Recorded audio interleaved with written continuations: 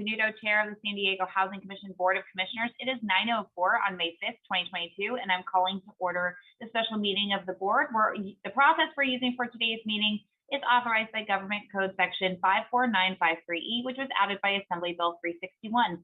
This allows the Housing Commission to use teleconferencing and provide the public with an opportunity to address the board through call-in or internet-based options during a proclaimed state of emergency. The San Diego City Council on April 26, 2022 declared that a state of emergency continues to directly impact the ability of members to meet safely in person. The council also declared that this applies to all boards, commissions, and committees of the city of San Diego. As such, this meeting is occurring by video conference with all board members, our interim president and CEO, housing commission staff, and general counsel participating by video. For the record, I'll ask each board member to indicate their presence as I say their name. Vice Chair Ryan Klempner. Here. Commissioner Johanna Hester. Going once, twice. Okay, Commissioner Keeley Hubbard. Present. Commissioner Mitch Mitchell.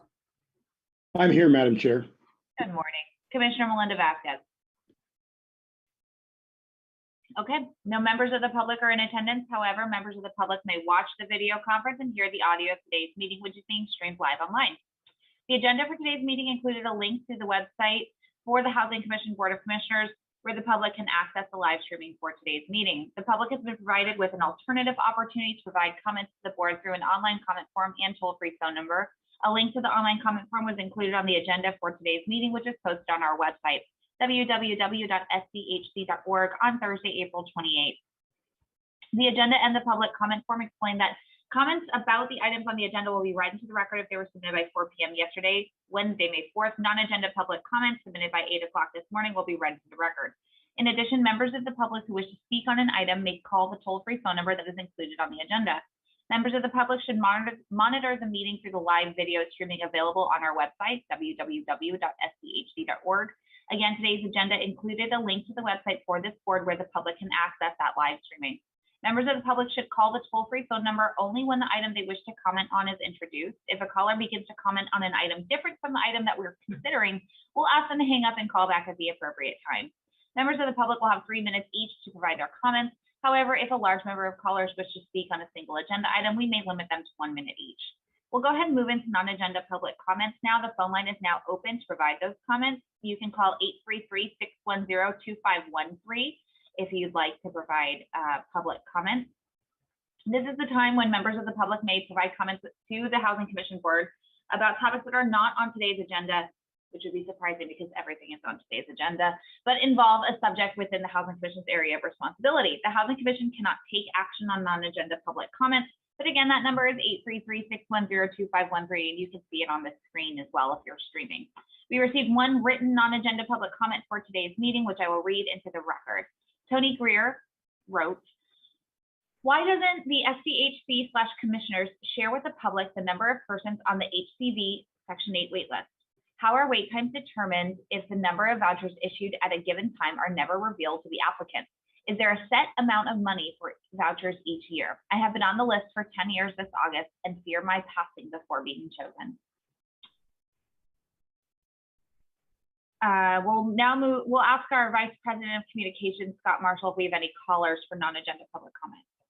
We do not have any callers at this time, but we did receive a second written comment this morning. If you'd like, I can go ahead and read that into the record. Please do. Thank you. That comment was from Jason Booker, and he wrote, "As a Section 8 Housing Choice Voucher recipient, as well as being left homeless due to the sale of my leased 5 years home in January, 2 very important issues I find myself dealing with are: 1, there's a great deal of confusion and unnecessary end consumer expectation to the porting in/porting out process. Apologies. Porting in or porting out process. More effective and more efficient communication and protocol between the tenant and case manager needs to be implemented so as to not leave us clients feeling like we're expected to know exactly how to navigate the process without fear of denial due to not knowing what all the acronyms mean or not being able to get through to a specific individual. Same goes for all your literature. It scared me. And 2, regular, updated, and accurate revisions need to be made to voucher amount limits. We're being priced out of the market if we can't sign a lease that same day. Please reference the following link to Zumper's National Rent Report updated April 26, 2022. And he provided the link. Please view attached screenshot from my mobile phone, also taken April 26, 2022, sent to SDHC as per your website instructions.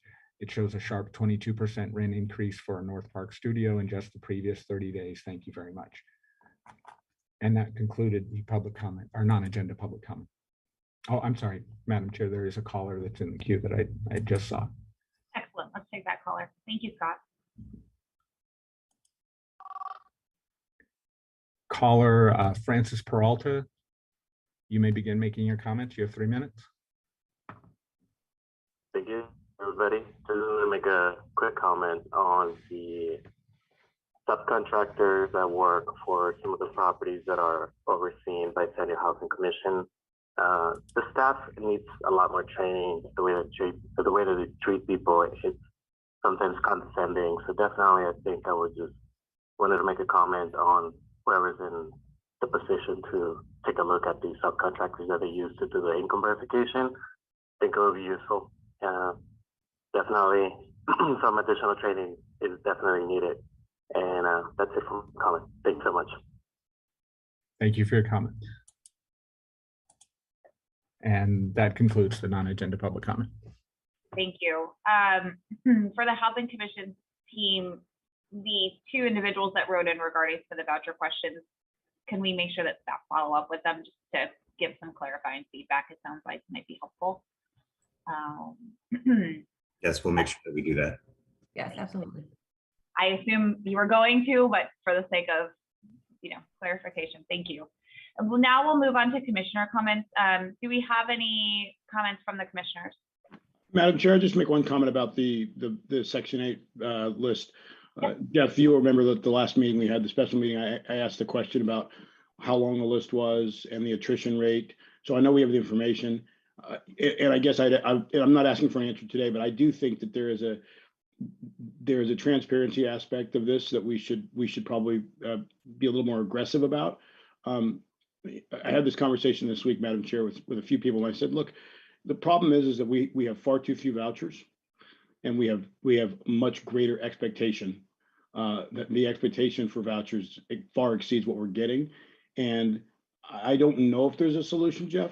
But I do think we need to talk about, we have to say, listen, realistically, we're not going to do much better than this, and if you're on the list and the attrition rate's 700 a year, we're sorry, but or are we're gonna make some efforts to try and put a big dent in that list. But I do think that that's something that we should consider. You don't have to answer it today, but I do think it's something that was an important comment, and it's a sobering harsh reality. Yes, I totally agree. It's one of the hardest things about our jobs here at the Housing Commission is having to tell people who are eligible for a voucher that it may be 12 years before they see one. We continue to advocate for more vouchers at the federal level. This is the first administration in a very long time that actually is talking about significantly more vouchers coming to local jurisdictions. In fact, they've even talked about potentially a entitlement rental assistance voucher program, where if you are entitled to it, you should receive it. We'll continue to advocate for that, but unfortunately, as it has been for too many years, we just have way more people who are qualified for a voucher than we have vouchers to supply. Yeah, the only thing I'll add on that, though, is that, Jeff, it shouldn't be just our voice asking for this. When I was at the chamber, the Housing Commission never once mentioned, how long the list was. And I know that the chair is at the chamber now, and this situation requires a chorus of voices. And so you should have every organization in the region. There's 42 chambers, I believe. There's the EDCs, there's the local governments. When the chamber does their trip to DC, this should be a uniform, a unity cry for, we have to do much better, and this is unacceptable. So please help us. And so just don't try and do it on your own. Agreed. Thank you. I don't want to go way too off the beaten path here with the agenda, but I can take a hint. Commissioner Mitchell, I will volunteer with your help to do the outreach to those groups and see if we could get something moving. Oh, okay. I'll volunteer with you, Chairwoman. That's yeah. Oh, thank you. That's very altruistic of you. Okay, excellent. So that's done. We're going to move on to the report from the interim president and CEO, Jeff. Thank you. Good morning, commissioners. On April 6th, I joined San Diego City Council member Marnie von Wilpert, developer of Affirmed Housing, and additional partners for the ceremonial groundbreaking of an affordable housing development in Rancho Bernardo. The Tizan development will convert a former hotel into 175 affordable studio apartments for seniors with low income. But when completed, these rental apartments will remain affordable for 55 years for seniors age 62 and older with income up to 60% of San Diego's area median income. The Housing Commission awarded 44 housing vouchers to help pay the rent for residents with income up to 40% of AMI, which is currently $33,950 per year for a single person household. We also supported this development with a $4 million loan that consists of federal home funds and the City of San Diego Affordable Housing Fund, both of which, as you know, the Housing Commission administers. The Housing Commission also authorized the issuance of $24.9 million in tax-exempt multifamily housing revenue notes for this development. Last week, the Housing Commission's accessory dwelling unit development pilot program earned national recognition. The initiative received the Award of Single Family Excellence from the National Association of Local Housing Finance Agencies. Their awards program strives to highlight achievements in local housing finance and encourage other agencies to look for new and innovative ways of meeting their affordable housing goals. You'll recall that our development pilot program involved the construction of 5 ADUs, one each in the available yard space of 5 single family homes that the Housing Commission owns and rents as affordable housing in the city. These new ADUs are leased to households with low income that receive Section 8 Housing Choice Voucher rental assistance from the Housing Commission. Through this program, we also produced a report with lessons learned and key takeaways to help other property owners who are interested in building ADUs on their properties. That report is available on our website. Last week, we also distributed a news release to announce the launch of a Housing Commission pilot program that will provide financing to help homeowners with low income who want to build an ADU on their property. Through the ADU finance pilot program, each household with low income can receive a low interest loan of up to $200,000 per household. The program will also provide technical assistance for eligible homeowners at no cost. This technical assistance from a consultant will help with the pre-design, permits, and construction.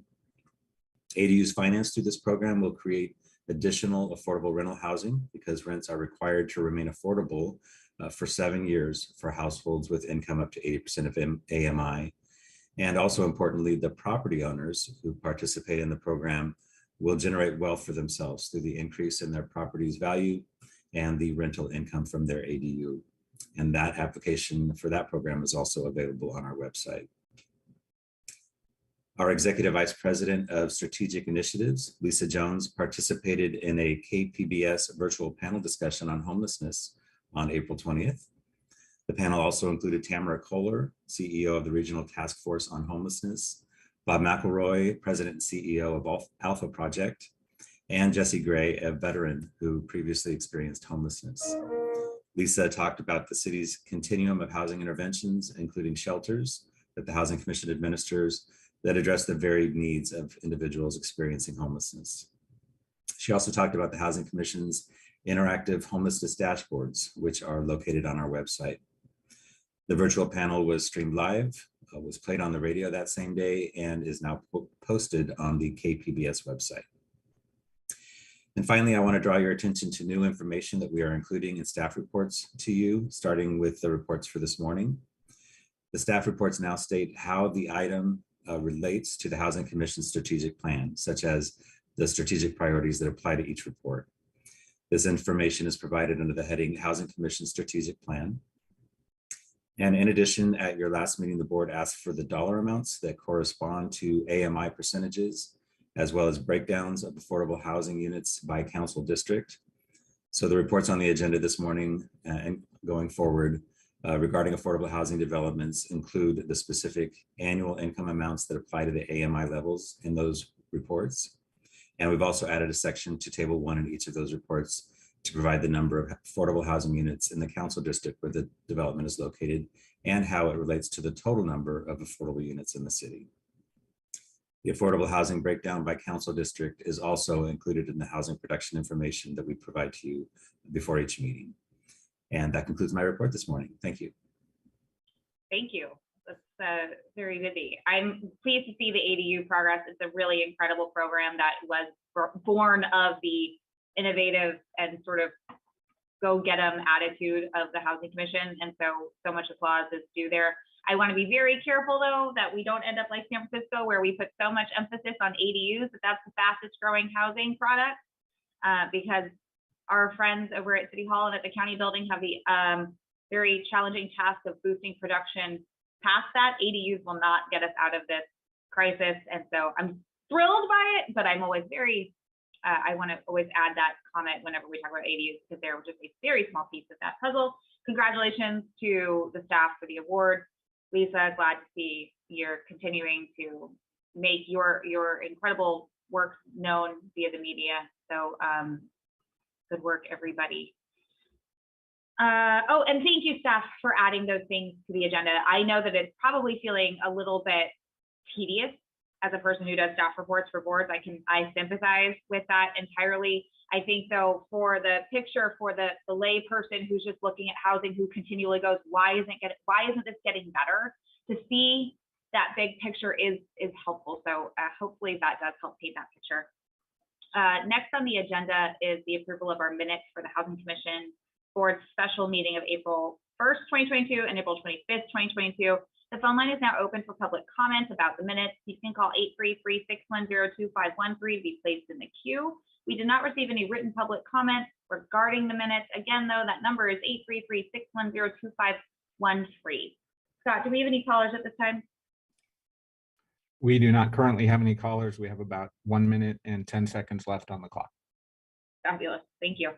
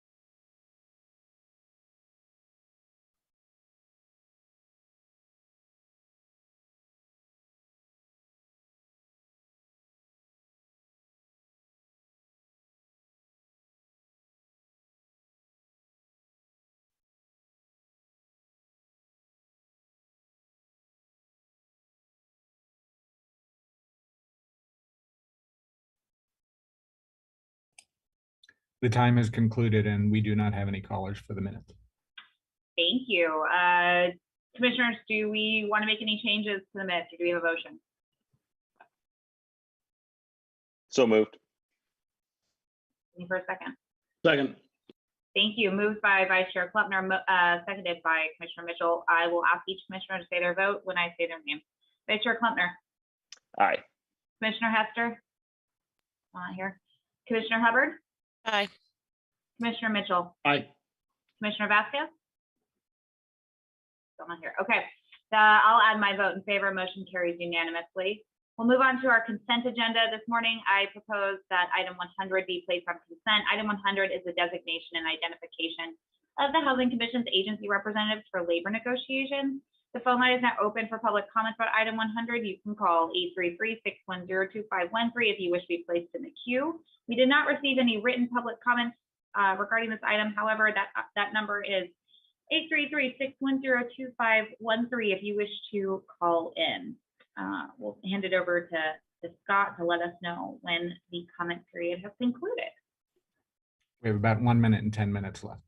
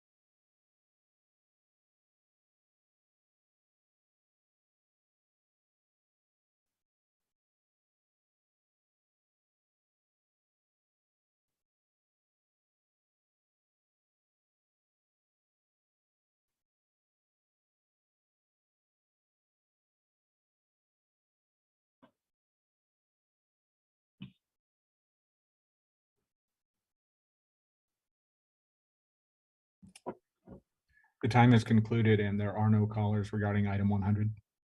Thank you, Scott. Do we have a motion to approve the consent agenda? So moved. Second. Thank you. Motion by Commissioner Hubbard, second by Commissioner Mitchell. We'll go ahead and vote. Vice Chair Klempner. Aye. Commissioner Hubbard Aye. and Commissioner Mitchell. Aye. I'll add my vote in favor. Motion carries unanimously. We'll go ahead and proceed with our remaining items on the agenda today. The PowerPoint presentations were emailed to the commissioners on Wednesday, May 4th, and are posted on the Housing Commission's website. Item 100 is the administration of first-time homebuyer programs for neighboring cities in San Diego County.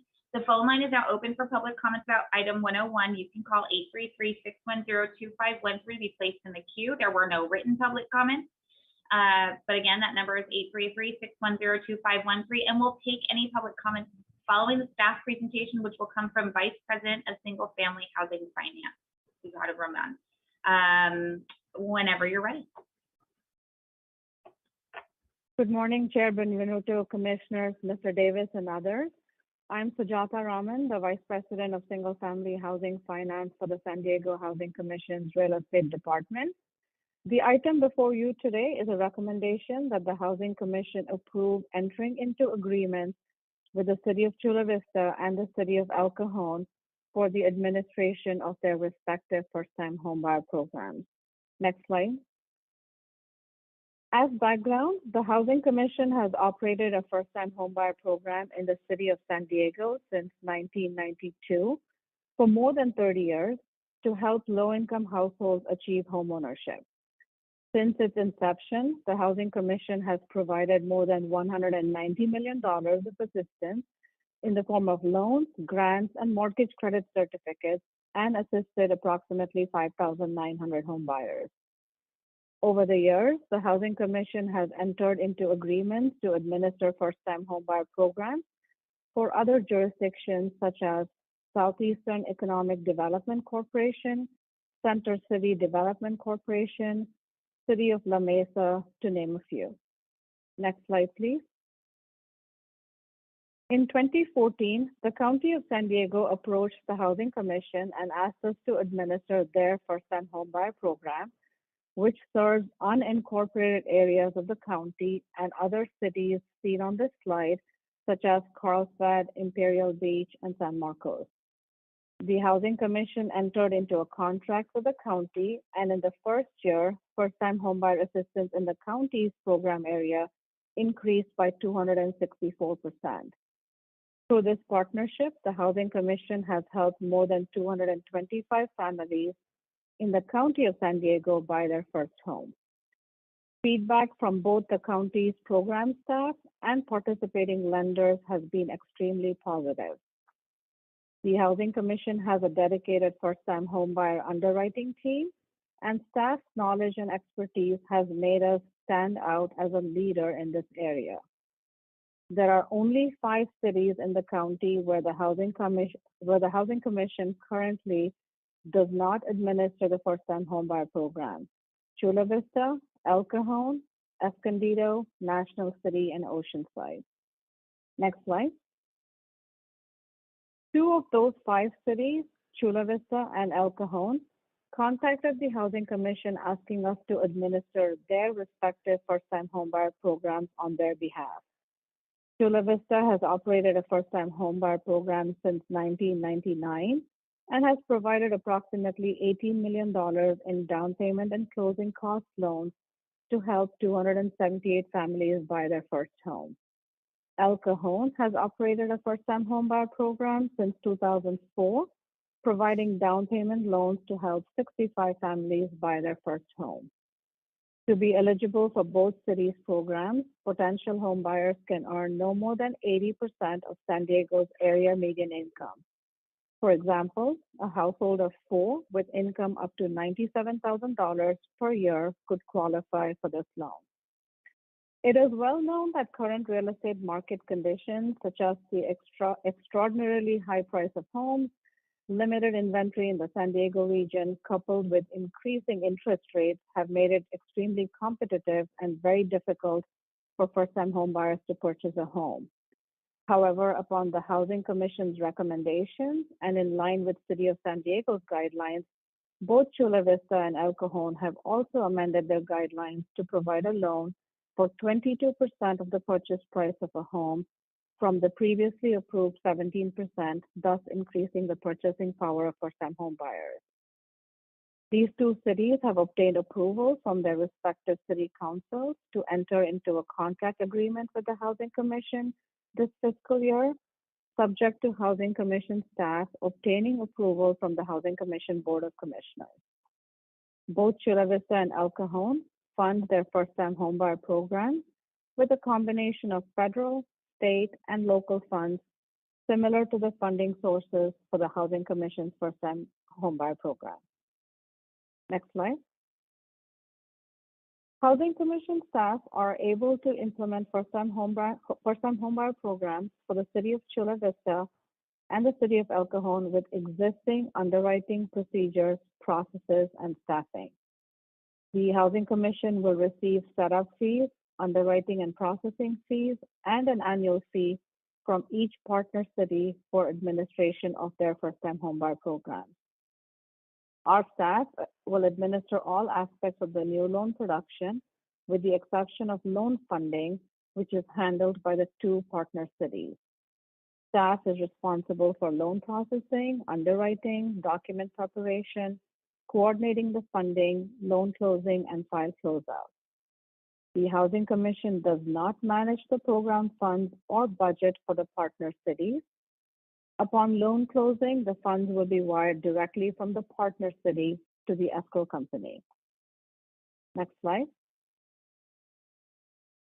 In summary, the proposed request is for the Housing Commission to enter into agreements with the City of Chula Vista and the City of El Cajon for the administration of their respective first-time homebuyer programs. Staff requests that the Housing Commission take the actions detailed in the staff report and shown on this slide. Next slide.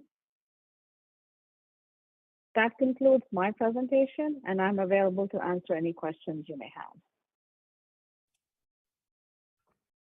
Thank you, Sujata, and I apologize for mispronouncing your name earlier. Commissioners, do we have questions or comments? I'll go ahead and provide just a little bit of comment. Actually, I do have a question. We do this for so many different jurisdictions, and I can appreciate that because we have a sort of scalable enterprise going here, that it's easy to add these other locations. But are all of the procedures, eligibility, screening similar across the board, or does each different jurisdiction come with its own flavor of rules and regs? No, so great question. Because the funding sources are similar, pretty much all the jurisdictions have the same federal, state, and local. For the most part, the underwriting guidelines are similar. Where there are nuances, like the County of San Diego program, before they came to us, had a debt-to-income ratio that was very low, which didn't enable home buyers to buy homes. But based on our recommendations and expertise, they changed their guidelines to mirror ours because our program has always been very successful.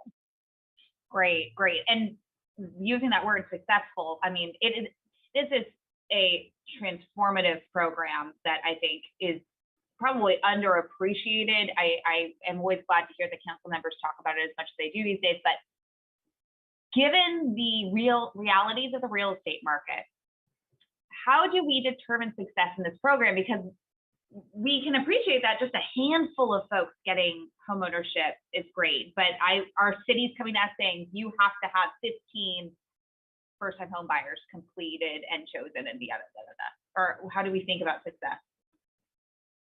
Yeah, it's a very strange and challenging time for us in the history of first-time homebuyer programs, and there's several of us on this call here who've been with the commission for 30-some years. So this has never happened before. This is very odd where, we have plenty of funding, but the real estate market is so challenging. And I think that's why we've reacted to the changes, where we've made enhancements to our program just in the last year. Some of it is we guarantee a 30-day close. We know it can't take more than 30 days or the program participants will not be able to buy a home. We issue pre-approvals, and as you recall, we came to the board 3 months ago to increase the down payment subsidy from 17% to 22%. And that immediately gave us 6 to 8 new applications where home buyers were now able to buy a home. So yeah, we have to be reactive and nimble and change to the market conditions.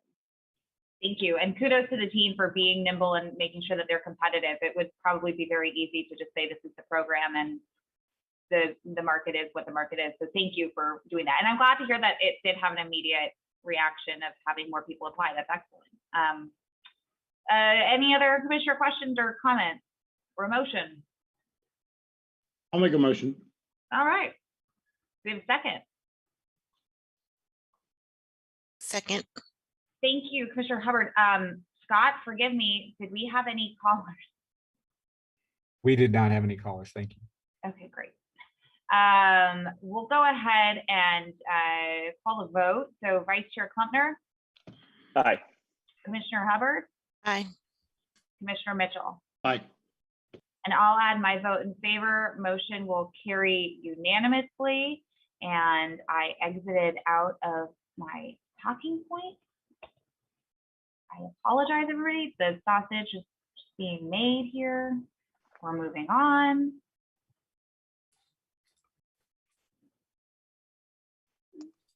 Sorry, I'm sorry, everybody. Okay, item 102 is the Rapid Rehousing Program funded by the Homeless Housing Assistance and Prevention Program.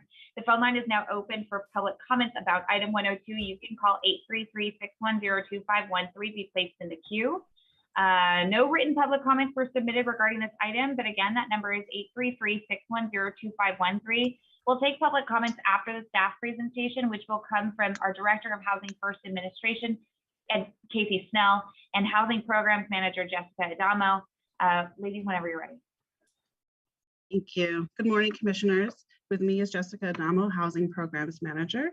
We are here before you today to discuss the short-term continuation of 3 rapid rehousing programs that have been in operation since May 2019 or fiscal 2020. Next slide, please. Rapid rehousing programs connect individuals and families experiencing homelessness to permanent housing opportunities in the private market. Households are offered tailored housing subsidy and case management. Rapid rehousing is one of the key housing interventions in our system to assist people experiencing homelessness and transitioning back to permanent housing. In fiscal year 2020, PATH, Homestar, and the Salvation Army were selected through a competitive procurement process to administer 3 new rapid rehousing programs utilizing Homeless Emergency Aid Program, or HEAP, funding, a 2-year program funded by the state, which concluded on June 30th, 2021. In fiscal year 2022, an extension year was approved to continue serving enrolled households and funding transition from HEAP to Homeless Housing Assistance and Prevention, or HAP funding. The fiscal year 2022 extension year also provided the opportunity for the 3 rapid rehousing programs to support up to an additional 100 households using American Rescue Plan Act, or ARPA funding. We should know that during the pandemic, we have seen households in rapid rehousing needing housing assistance and case management supports for longer periods of time. We have seen less turnover in subsidy to new households. We have also seen it taking significantly longer for households enrolled in the program to secure a unit, despite having housing navigation support. To a large degree, this has been due to the tight rental market, as the eviction moratorium has created more stabilization and less turnover of units. Over the past year, the 3 programs housed an additional 29 families. Currently, there are a total of 63 households being assisted and a few still in housing search phase.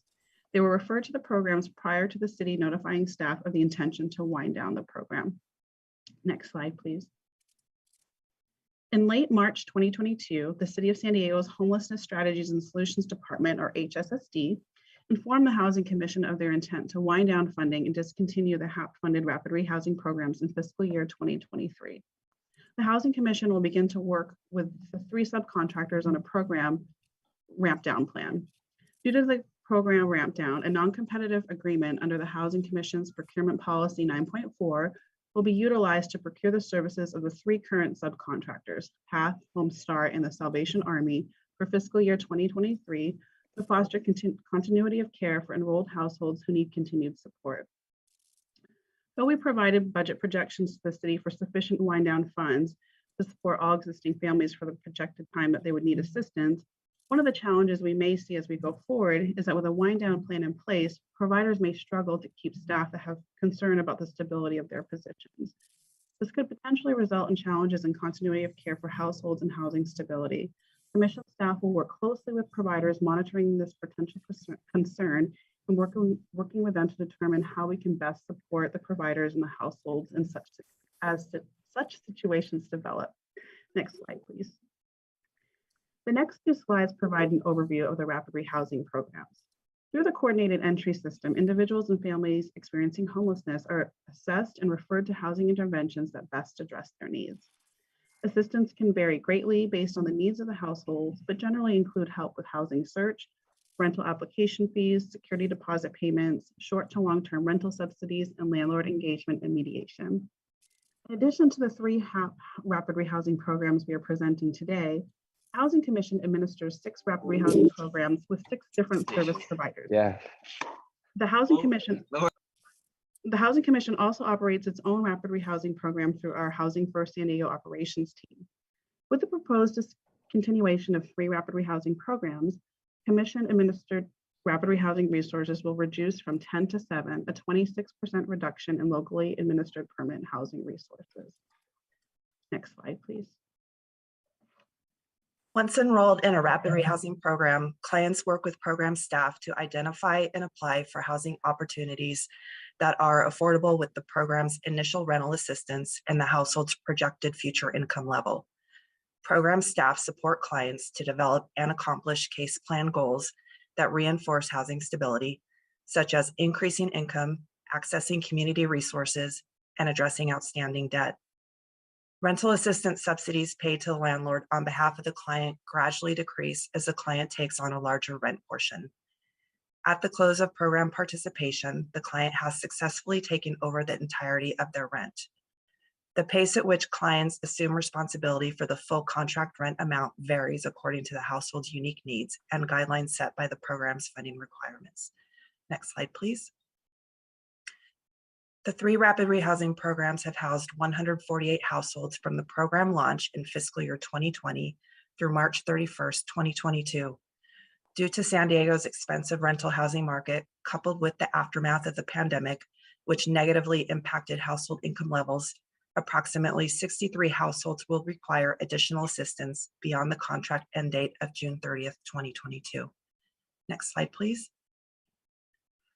The proposal before you today recommends extending the rapid rehousing program presently operated by PATH, Homestart, and the Salvation Army, utilizing HAP funding in the amount of $910,000. The funding amounts would be awarded as follows: $346,667 awarded to PATH, $274,444 awarded to Homestart, and $288,889 awarded to the Salvation Army. The Housing Commission is also requesting an option year to renew these rapid rehousing programs through June 30th, 2024, if necessary, to stabilize the housing of the currently enrolled households and complete wind down activities as needed. Next slide, please. Staff recommend the Board of Commissioners take the actions detailed on the following slides. Next slide, please. Next slide, please. And next slide, please. That concludes our presentation, and we are available to answer questions. I think this is probably going to have a lot of feedback, but I'll defer to the fellow commissioners for their questions and comments before I provide mine. Vice Chair Klempner, you're off mute. Is that accidental, or would you like to speak? Let me give other commissioners a minute as I think about it. Got it. I have a question on the rapid rehousing, and it is, yeah, I think for Lisa, I think for this discussion, you know, the title of it sounds, you know, is kind of self-explanatory, but the reality of it is a little more difficult. And so on the contract, my first question is that there are some that are going to need an extension, and on that chart. And the reason for the extension is this kind of similar to the whole the attrition question I asked about the voucher list, is that these are people that they need an extension because there's nowhere for them to go other than the streets. Well, yeah, to some degree. So rapid rehousing, generally the housing assistance and enrollment period lasts anywhere from 6 to up to 24 months. Mm-hmm. During the pandemic, as employment, and particularly in the beginning of the pandemic, was harder, seeing people increase income so they can take on that full rent burden has taken longer. So people are on the program longer. Mhm. And so that's one thing. We need an extension just because they're not, they haven't maxed out on their 24 months. It's taking them longer to increase income. But the other thing is we only found out, recently that this wasn't going to be extended. So we were the programs were continuing to enroll new families. So there's some families that just came onto the program in the last few months. In fact, there's still a few searching that we are going to let go through that searching process. We don't want to send them, back to CES without that resource. So we anticipate this actually rolling on into fiscal year 24 as well, and a further smaller wind down there because there's new households in the program. Yeah, I mean, I guess that's the question is, are we being realistic about the wind down? I mean, we expect it's going to take 2 years. That's the concern about staffing, is when staffing knows that the program is going away, will staff stay or will they look for other jobs? Exactly. And I'll be honest, Lisa, I don't think that 2 years is realistic. I know that that's what we're being required to do. I think it's sending a horrible message in a really, really, really bad environment that clock's ticking and you got to figure out your own solution because this one's going away in a really, really bad housing market and a tough environment. Absolutely. So if it crisis takes on the horizon, this is not a good news story. No, and we have thought about this a lot. And as we said, we know that as an agency, as we roll into these fiscal years that continue to wind down, that at some point, because of either staffing issues or because of length of need on the program, that we might end up having to absorb some of these households into moving home, our own program, just to make sure that there's sustainability and continuity of care and housing assistance. But the loss overall is, yes. Madam Chair, I think this is going to require an immediate focus on a plan from the staff and from Jeff and the team. I just don't see how this is going to work. It almost breaks my heart to talk about it because San Diego has always been screwed up on housing. Let's just be honest. I know I've referred to my chamber days, but I remember when I was at the chamber, we were having conversations with the military about the BAH, the basic allowance for housing, which wasn't adequate then. It sure as hell isn't adequate now. And we kept talking about programs that were being developed to try and help people in this really tough market. Back then, the median housing price was $540,000. Now it's $780,000. We have all these problems that have been exacerbated. And here we are talking about a program that is essential and it's winding down, even though the problem's gotten worse. So I just, at some point soon, quickly, because at least I agree with the message we're sending the staff is, hey, better start looking because clock's ticking and you're not gonna have a place to work in 2 years in 24 because it's winding down and we don't know what we're gonna do with all the people that are being helped by this program. So I would ask that this be on a future meeting and a discussion about what the plan is initially. And again, guys, we can't do this alone. We need a course of support from others. There's not a mayor, there's not a council member, and there's not an elected official that I could think of that wouldn't agree that this is a big problem. And we have to figure out how we address it now, today, before we get to that final hour in 24. Absolutely, that you echo our sentiments, Commissioner Mitchell, in how we balance this out and how we manage this. So we have been putting a lot of thought into that and are happy to bring back some more information on how we plan to do that, because obviously, it's not ideal to see a program wind down. I'm taking notes for whatever our, I think, motion is going to be. So I'm going to let everybody get through this and then see if we can package it into something coherent for staff to take back or upward to Housing Authority. So Vice Chair Klumpner, you're off mute. Would you like to speak? Yeah, I think Commissioner Mitchell summarized this very well when he said this is heartbreaking. There's a few things that are deeply concerning to me about this program winding down. One is, as we've seen with other items in the past year, really, there's this ongoing concern about how these programs interface with the eviction moratorium and the potential end or change in the eviction moratoriums. And I continue to be baffled as to why other agencies would be withdrawing assistance that would specifically target people that would be in a crisis situation in the absence of an eviction moratorium in advance of that ending. And so this is, we've seen this with the emergency rental assistance, and I've said this before, it seems like it would be incredibly helpful to have emergency rental assistance available after the end of an eviction moratorium, so that people who may not have realized that they needed to take advantage of it at the time then can. And this is another one where this seems like this would provide some cushion for those folks that we may not have been seeing show up in this program to date. And so to see this ending right when we may be facing that is of great concern to me.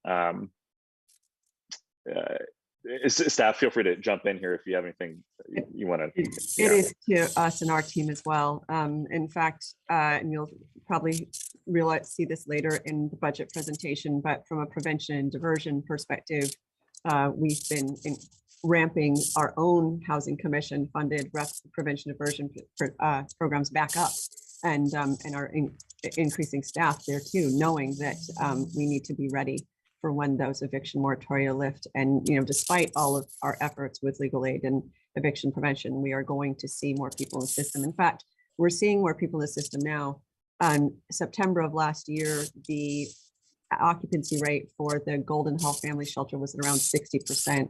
It is now trending over 85%. So we are starting to see those families with children come into the system. And this is definitely one of the ways to exit people from homelessness, especially children with families, because they tend to not be eligible for permanent supportive housing, of which we know there is not quite enough, right?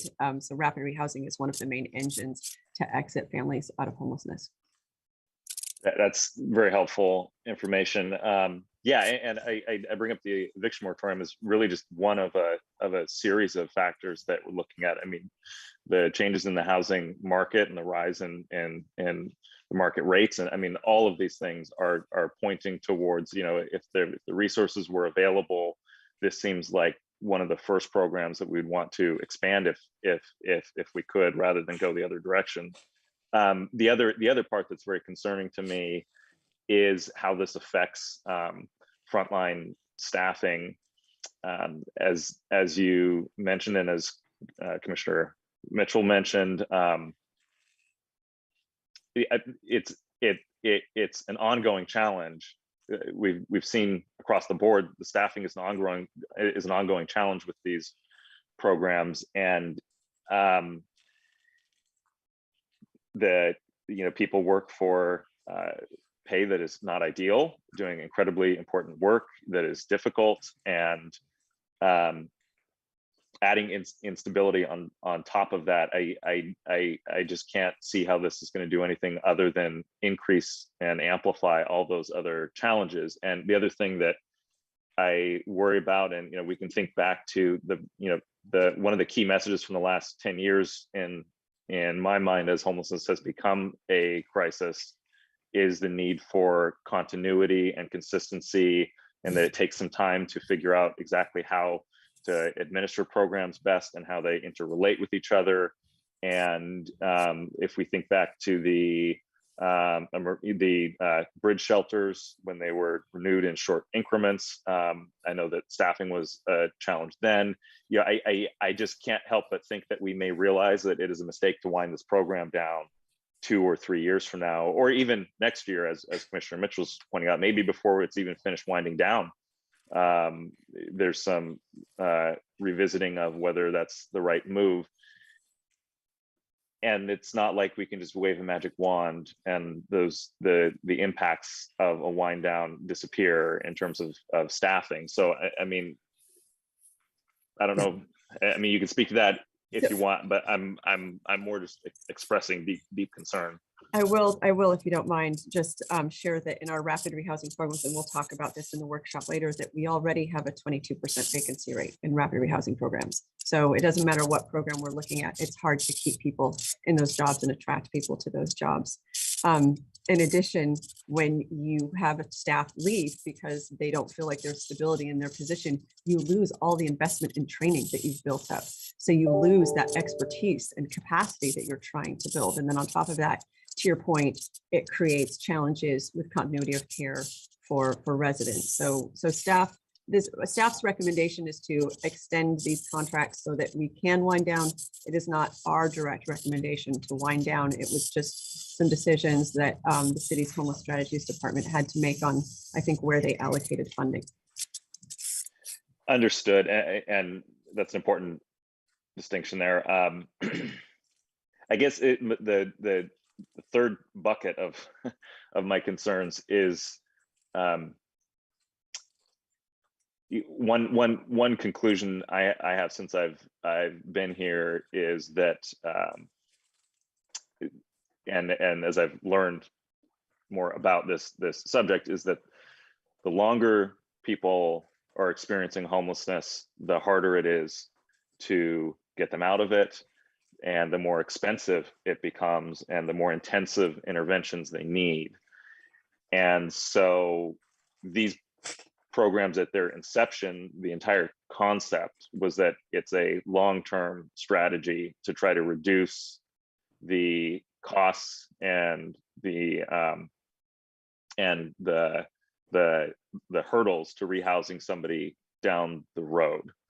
And we understood at the time that that was, you know, of course it's a trade-off between different types of, you know, all of these programs are doing something important.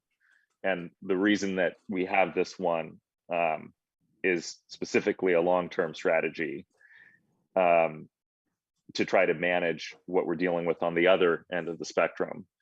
And so my assumption here would be that one of the long-term impacts of this would be that we're going to have more intense challenges in the future as a result of failing to intervene early in the homelessness experience. Correct me if I'm wrong there. No, that's absolutely a potential concern, right? The sooner we can get people back into stable housing, the less long-term trauma occurs in a variety of ways. And rapid rehousing often really is that resource, as I said, for families with children. So the other impact is that the less rapid rehousing programs we have, the slower we move people out of shelter into housing, which then means that the shelter is full. So there's less resources for people when they do fall into housing. So it flow through is also, you know, critically important in this work. Well, I'm going to give other commissioners a chance to weigh in here, but obviously we need to approve the contract extensions, but I'm thinking out loud here that maybe if there'd be appetite amongst other commissioners, maybe an additional action would be to request that a letter reflecting the concerns that we're raising here be sent to the Housing Authority and the city's homelessness strategies team. I would second that motion if you made it. I know we want to wait, the chair wants to wait for the end, but it almost needs to be its own separate motion, in my opinion. And the only addition I make, Commissioner Plumpner, is I think it would be great if Jeff and the team could look ahead at this is a situation where there's just a clash with reality, right? You're winding down something at a time when you should be, this should be the exact opposite should be happening. So any other things that the team sees on the horizon where it's just a complete clash with reality should be included in that letter. Because one of the things we have always said is sometimes we get accused of, well, you guys didn't tell us. Right? So we're gonna, I think if we have to say it loud, say it aggressively, and say, now you know, what do we do? I appreciate that. It's added to my notes. For consideration, I would ask both Vice Chair Klempner and Commissioner Mitchell to think through that. Perhaps staff would not be the most appropriate folks to write that letter. I would recommend that one of you maybe consider volunteering to draft such a letter with the technical feedback that staff is giving, just understanding that the inner workings here. Yeah, I agree. And we would both co-sign with you, Madam Chair. Wonderful. Yeah. Wonderful. Commissioner Hester, you're off mute. Did you have something you'd like to add? Oh, apologies. I don't mean to be off mute. Good morning, though. Good morning. I have a handful of questions. This is not reflected. We had a budget workshop at a previous meeting. This change came following that workshop, correct? So we're going to see a change in our budget presentation today. Yes, I believe the final decision came following that workshop. So yes, it's reflected in today's budget presentation. Thank you. With regard to the language of wind down, and Lisa, you have indicated that it's probably you've indicated that it's probably a situation of where to allocate limited resources. I'm getting a sense that we're not confident about the rationale behind this wind down. Have we been given an explanation that outlines how this will offset the loss in this very important program elsewhere in a way that won't have the dire consequences that have been outlined by the other commissioners? Not in that level of detail. From what the Homeless Strategies and Solutions Department has shared at Budget Committee yesterday, and I did watch that, and what they've shared with us is that there is a focus on crisis response beds. So that gets people off the streets into housing, but obviously, like I said, doesn't create that flow through. So my understanding is that the focus of investments is in crisis response beds, but we don't have a lot of detail on what's planned beyond the sprung structure that is coming forward to you today. I thank you for that. Some of my next questions might feel pointed. I want to be clear, this is not pointed at commission staff, who I recognize are giving us the best possible outcome with an unfortunate situation, and you all are trying very hard, and I appreciate that. But I am, much like my other commissioners, I'm dismayed by the direction that this is indicating. In my brain, rapid rehousing is a 2-gen solution. I've seen, and Lisa, you've been kind enough to respond to the errant text messages and emails I send about when I see a homeless family with small children on the street, and we all bring our biases to this, but it is something that is hard to see. To think that we have to choose crisis bed versus families who would otherwise be stable is, it makes zero sense to me. So crisis beds would never be able to house a family situation, correct? Or am I wrong? Crisis beds could also be, so the Golden Hall Family Shelter, those are crisis response beds, right? So any shelter bed would fall under the crisis response category. Good, okay, great. And as somebody who's taken a tour of that, it was deeply moving to see those families really figuring out how to thrive. Do we know that the intention with the funds that would be shifted back will be addressing families, folks, or people who are just caring for older populations or much younger populations? My understanding from the briefing that was given at Budget Committee yesterday is that at least some of the crisis response beds, Homeless Strategies is planning to invest in include seniors and families. That's good. That's great. That is a relief. It's troubling that it sounds like the extent of the briefing that the commission has received has been done via public forum at the budget. Is that correct? That's the only. Well, I don't want to give that impression fully. Our staff do meet on a weekly basis. So our operations staff meet on a weekly basis, as do I with the Director of Homeless Strategies and Solutions over there. But the detail of the planning that funding that the HSSD intends to administer themselves has not been, we don't have a lot of detail about that, really only more about the programs we're administering. Thank you. Final question. Lisa, you guys are doing some solid work and I really appreciate you. I very much appreciate that we've included how different things fit into our strategic plan. I appreciate that very much in this moment, because in our report, it says the Housing Commission strategic plan, this item relates to priority areas 1 and 4. 1, increasing and preserving housing solutions, and 4, advancing homelessness solutions. When we think about the community action plan on homelessness, does this, in your interpretation, reflect best practices that we would be following? Winding down a rapid rehousing program when the need is so significant and eviction moratorium are ending is quite a challenging decision to make. I would say the need is only increasing. Thank you. Okay. I believe that my fellow commissioners were, one final question. 2, it's probably untenable to think that the commission could shoulder this without the support of other, financial services. If I were to put you on the spot right now and say, how much money would we need to move to keep this program for 5 years? Actually, I think, Casey, we did provide a budget to support additional households. So we provided 3 budgets, a budget to keep things at level funding, a budget to support additional households, and a wind down budget. Do you happen to remember approximately what the annual was to increase resources? I believe it was about $1.5 million a year. Annually. So over 5 years, about $7.5 million.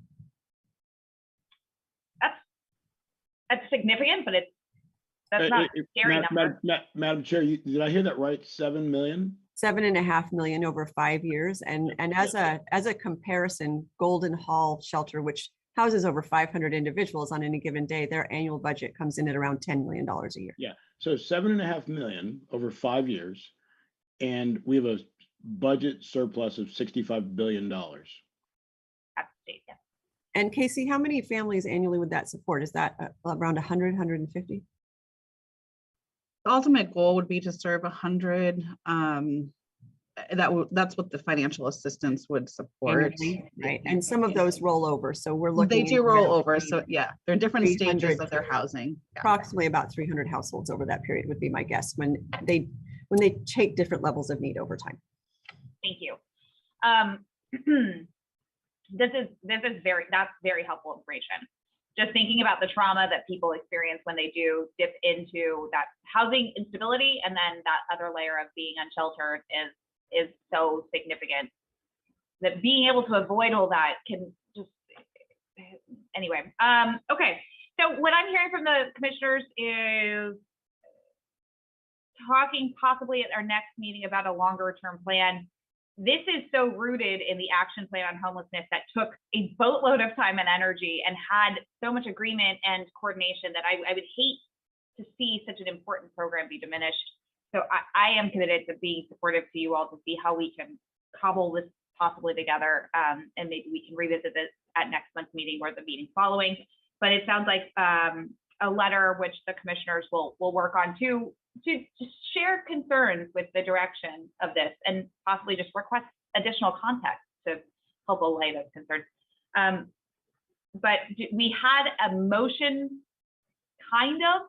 I don't know that so the motion is to support and to request the long-term plan come back to us at a later meeting, right? Well, I think so, but I would ask for clarification, Madam Chair. The 7.5 million number, I mean, I'm going to just be blunt here. I mean, that is pennies to the state of California right now.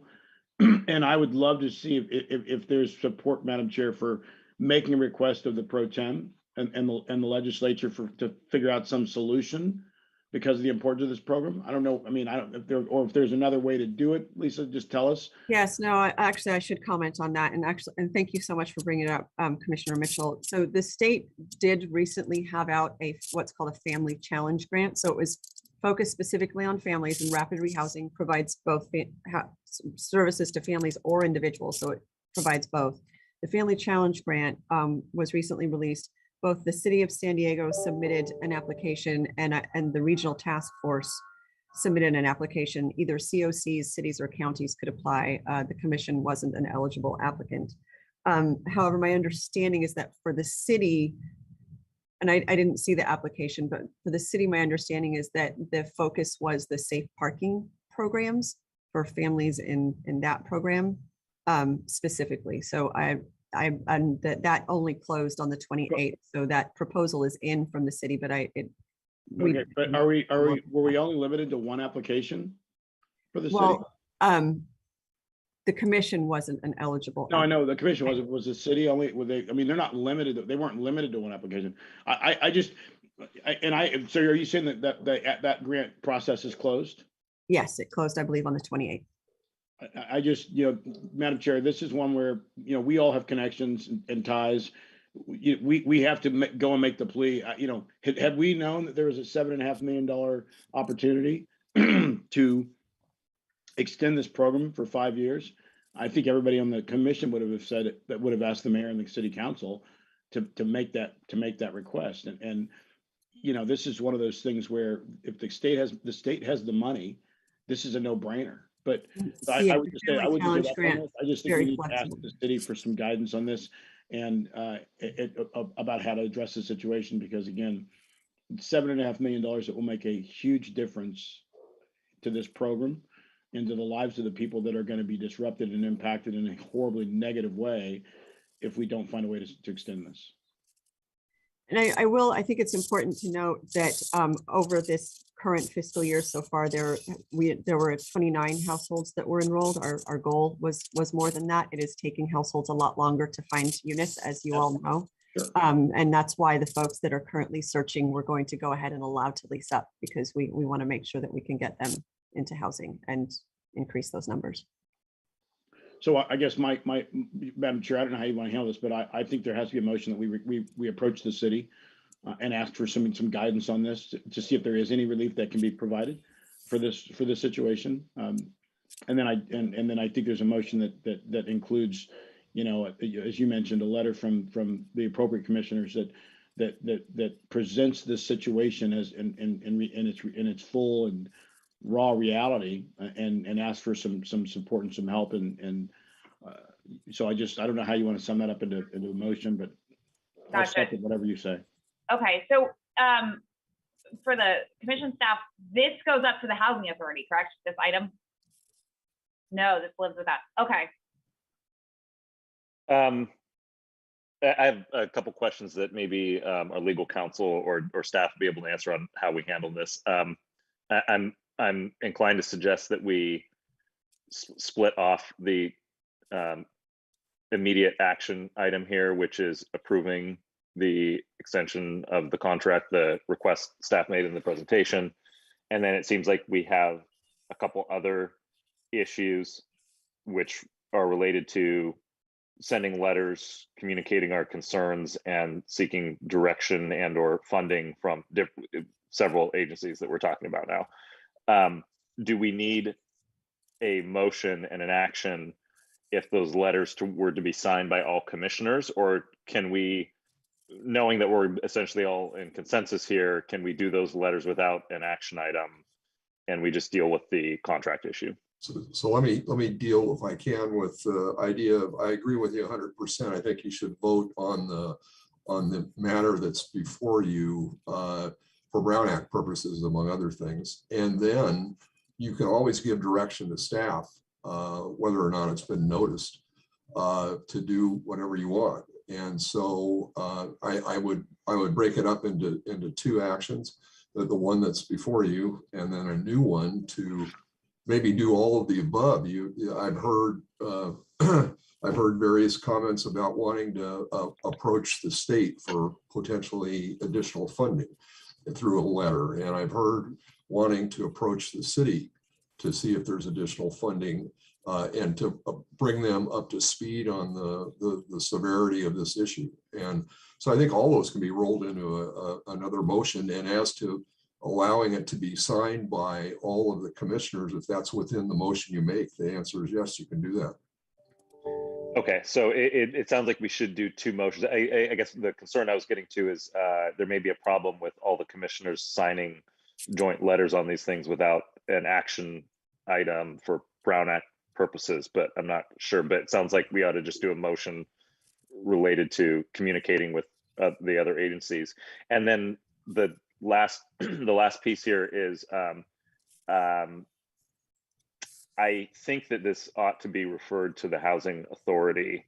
And I suppose we could do that either as a third motion on this item today, or my understanding is that there's also the ability for two commissioners to simply send a notice that automatically would refer the item, if I'm remembering that correctly. Vice Chair Klempner, wouldn't this be handled via the budget though? We send them our budget. Yeah. So yeah, colleague. because the item that we would be referring, I guess, would be the contract extension. I just want to give the Housing Authority a or request that they consider this issue specifically, even within the budget. But I'm open to suggestions about how we interact with the Housing Authority. So let me just jump in here. As to if you wanted the Housing Authority to look at the action item that's before you, the executive director or acting executive director of the Housing Authority is Jeff, and he can refer any matter directly to the Housing Authority. So if you wanted to do that, you can do it. Or this board, by just voting on it, has the ability, if you added to the existing motion that you wanted to forward this and voted on that as part of the matter before you, that works too. That gets it up to them under the code.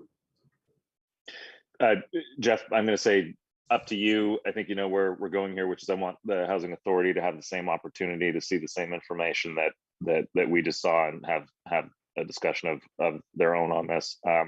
And I don't really have a preference as to how we get there. Certainly. Well, I've remained silent because you're all saying it as well as I could. Nothing that has been said has not been part of the discussion internally. You're preaching to the choir here. So if you'd like for this to be forwarded to the Housing Authority, I'd be happy to do so at your direction. I'm sorry, Vice Chair, my concern is more on a timing issue. Because as council's voting on budget right now, right? So it's a matter of if we refer this up to them, will it get there faster than the usual machinations of getting the budget up to them, right? Because just telling them after the fact that, well, you voted to move a bunch of money out of a program that the commissioners recommended stay alive. Yeah. So. Madam Chair, do we want to just take this one piece at a time and knock the easy one out with the first motion? Okay. Put the poor service providers out of their misery who are probably watching this just thinking, what are they doing? Great. So we didn't have a motion. We want to make the motion first is on the agenda item. Yes, to approve that wind down budget. Well, that's a hard one to make, based on what we've said, but I guess we need to do that. I'll make that motion. I'm happy to second that motion. Okay, a begrudging motion from Commissioner Mitchell and a second from Vice Chair Klempner. We'll go ahead and pull that vote. Vice Chair Klempner. Aye. Commissioner Hester. Aye. Commissioner Hubbard. Aye. And no, Commissioner Vasquez. Commissioner Mitchell, sorry. I'm a reluctant aye. And I'll add my vote in favor. Thank you, everybody. And so the next item, the next item is a motion to communicate for the commissioners to independently communicate back to the Housing Authority. Well, let me. I'm gonna toss this out there, and Chuck can help me if this needs help. I think it would be to direct staff in assisting the commissioners in submitting a joint letter to the Housing Authority the city's homelessness strategies department and the state of California. Yeah, that would work. Okay, there we go. We got it. That's your motion, Vice Chair? Yes. Okay, there's a question mark at the end of everything you've been saying. We have a motion. We're looking for a second. Second. Seconded by Commissioner Hubbard. Thank you very much. We'll go ahead and call the vote. Vice Chair Klumpner. Apologies, Aye. Madam Chair. Clarification. Sorry, Yeah. I'm a little behind, but this letter is independently going to from the commissioners requesting what again, please? Requesting a couple of things. One, feedback and context from the city asking that they reconsider the funding move that is required, that is resulting in the wind down. Right. Requesting additional funds from the state because the Yep. surplus that Commissioner Mitchell has mentioned. Yep. And then additionally, context for the decision around this move, which we find to be concerning from Yep. the Department of Homeless Solutions. Is that correct, Vice Chair? Yes. Yeah. I think everything we would want to say in the letter would be encompassed in the things you just said. Yeah. Okay. Perfect. Thank you. So you can call the vote again. Commissioner Hester. Aye. Great. Commissioner Hubbard. Aye. Thank you. And Commissioner Mitchell. Aye. Great. I will add my vote in favor. Thank you, everybody, for sitting through that. And we got that done. Thank you. We will move on now to item 103, which is the operating agreement with PATH for the City of San Diego Connections Housing Interim Shelter Program. The phone line is now open for item 103. You can call 833-610-2513 to be placed in the queue. No written public comments were submitted regarding this item. Again, that number is 833-610-2513. We'll take public comments after the staff presentation. And this item will be presented by Casey Snell, Director of Housing First Administration, and Jonathan Herrera, the Special Programs Manager and Senior Policy Advisor. Whenever you're ready. Thank you. Good morning again. We are here to present staff's recommendation to approve the fiscal 2023 agreement between the San Diego Housing Commission and People Assisting the Homeless for the ongoing operations of the City of San Diego Connections Housing Interim Shelter Program. Next slide, please. The Housing Commission administers agreements for the City of San Diego's homeless shelters and services programs based on a memorandum of understanding between the Housing Commission and the city that first took effect on July 1st, 2010. The current MOU between the city and the Housing Commission for the provision of homeless shelters and services programs includes the Connections Housing Interim Shelter Program. The MOU became effective July 1st, 2019 and will expire on June 30th, 2024.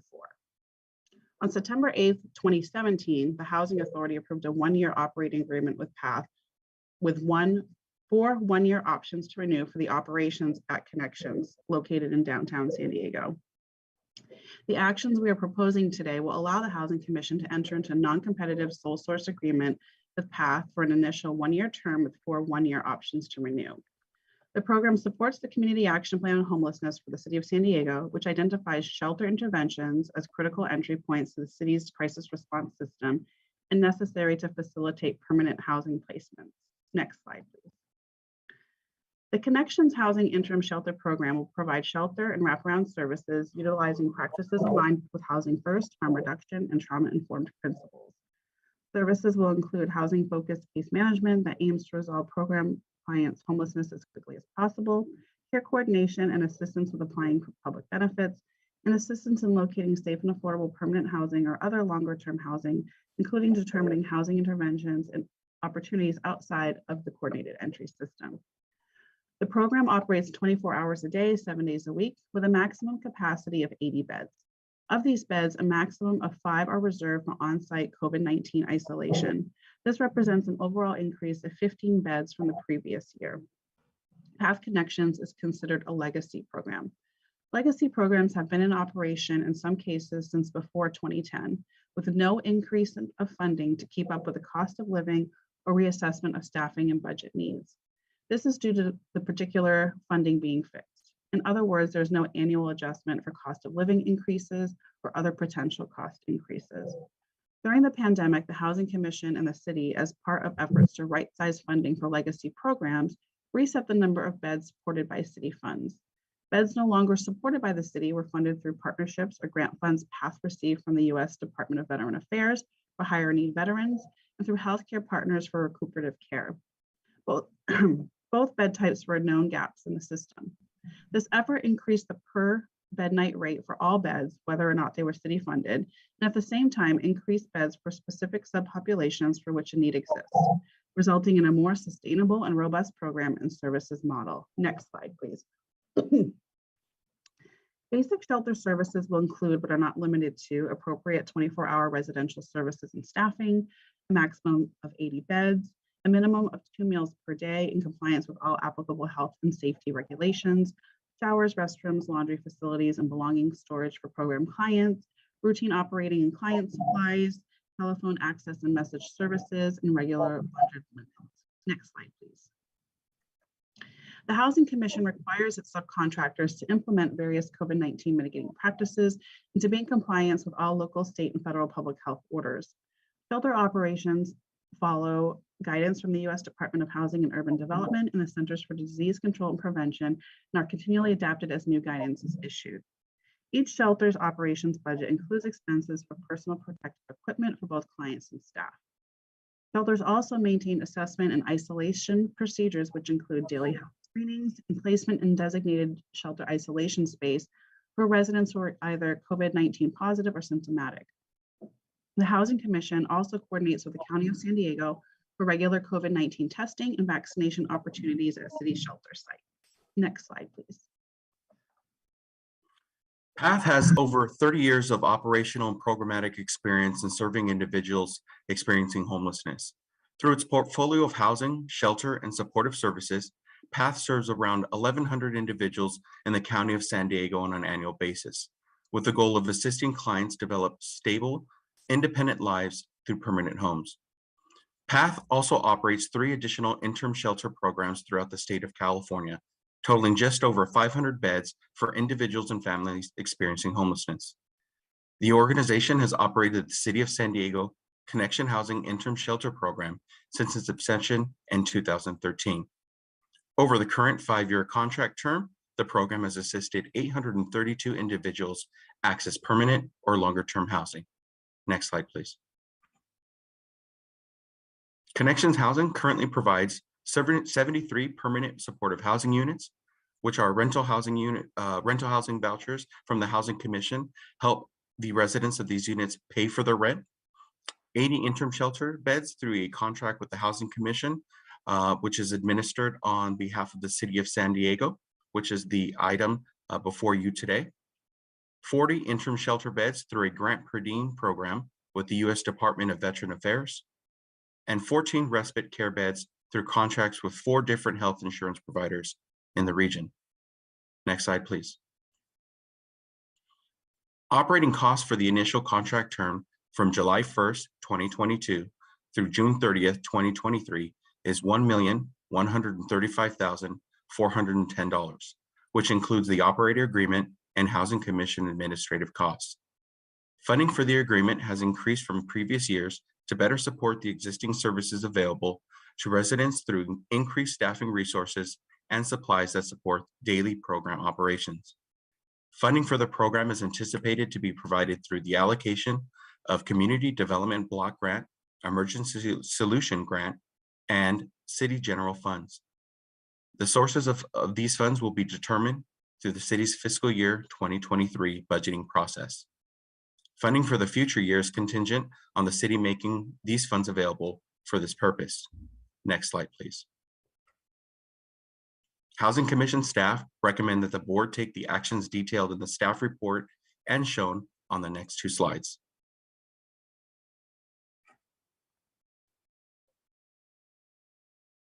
Next slide.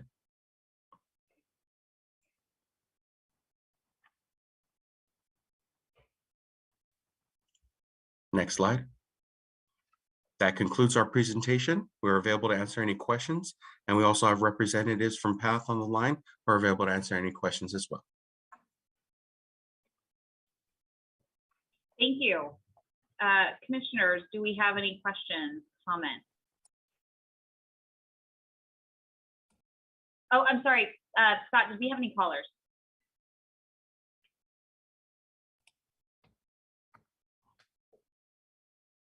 Guessing that's probably a no. I'm sorry, no, we don't have any callers on the side. Great, thank you. Commissioner comments, questions? Okay, I don't see anybody off mute. So it's good to see PAC on the agenda, proven partnership. They do excellent work, and glad to see the ongoing focus of the full gamut of needs that our unsheltered population have. So is there a motion? So moved. Thank you. Second, I'll second. Thank you. Motion by Commissioner Mitchell, seconded by Commissioner Hester. We'll go ahead and call the vote. Vice Chair Klopner. Aye. Commissioner Hester. Yep, me. I'm trying to go in alphabetical order off the top of my head. Commissioner Hubbard. Aye. Commissioner Mitchell. You forgot a commissioner. I'm kidding. Oh, hilarious. Commissioner Mitchell. Aye. I'll add my vote in favor. Motion carries unanimously. And okay, I need to stop moving away from the page with the script. Next, we'll move on to item 105, and that is the contract with Alpha Project to operate the City of San Diego Sprung Structure Shelter at 3851 Rosecrans Street. The phone line is now open for public Madam comment. Chair. Yes. I'm sorry, I believe you're on item 104. Nailed it. Okay. Thank you, Scott. That was very helpful. Item one, oh gosh, I'm sorry, everybody. Item 104 is the contract with San Diego Community College District to operate the homelessness program for engaged educational resources. The phone line is now open for item 104. And you can call 833-610-2513 to be placed in the queue. We did not have any written public comments submitted, but again, that number is 833-610-2513. We'll take any public comments following the staff presentation. The staff presentation will come from Executive Vice President of Strategic Initiatives, Lisa Jones, and Special Programs Manager, Nancy Stock. Whenever you're ready. All right, good morning. We're here today to request the approval of an operating agreement between the Housing Commission and the San Diego Community College District to support the ongoing operations of the homelessness program for engaged educational resources, or the PEER program. The PEER, next slide, please. The PEER program is a first of its kind collaboration between the Housing Commission and San Diego Community College District, or SDCCD. The Housing Commission identified a critical need to create a pipeline of qualified professionals to work in the growing homelessness programs and services sector. The program is an important part of our larger effort to build system capacity and support our provider partners in the city of San Diego. In May of 2019, the Housing Commission contacted SDCCD as a first step to developing the program. Program development, including course design, ensued between 2019 and 2020 in spite of the emerging COVID-19 pandemic. The first class was successfully launched using a live video format to San Diego City College the week of October 13th, 2020. The class was at maximum capacity. The program continues to operate via live video format at San Diego City College. The PEER program was designed to meet the immediate and long-term workforce needs and increase system capacity of the homelessness services sector in the city of San Diego. The program aligns with the strategies contained in the Community Action Plan on Homelessness for the city of San Diego by advancing homelessness solutions in a client-centered manner.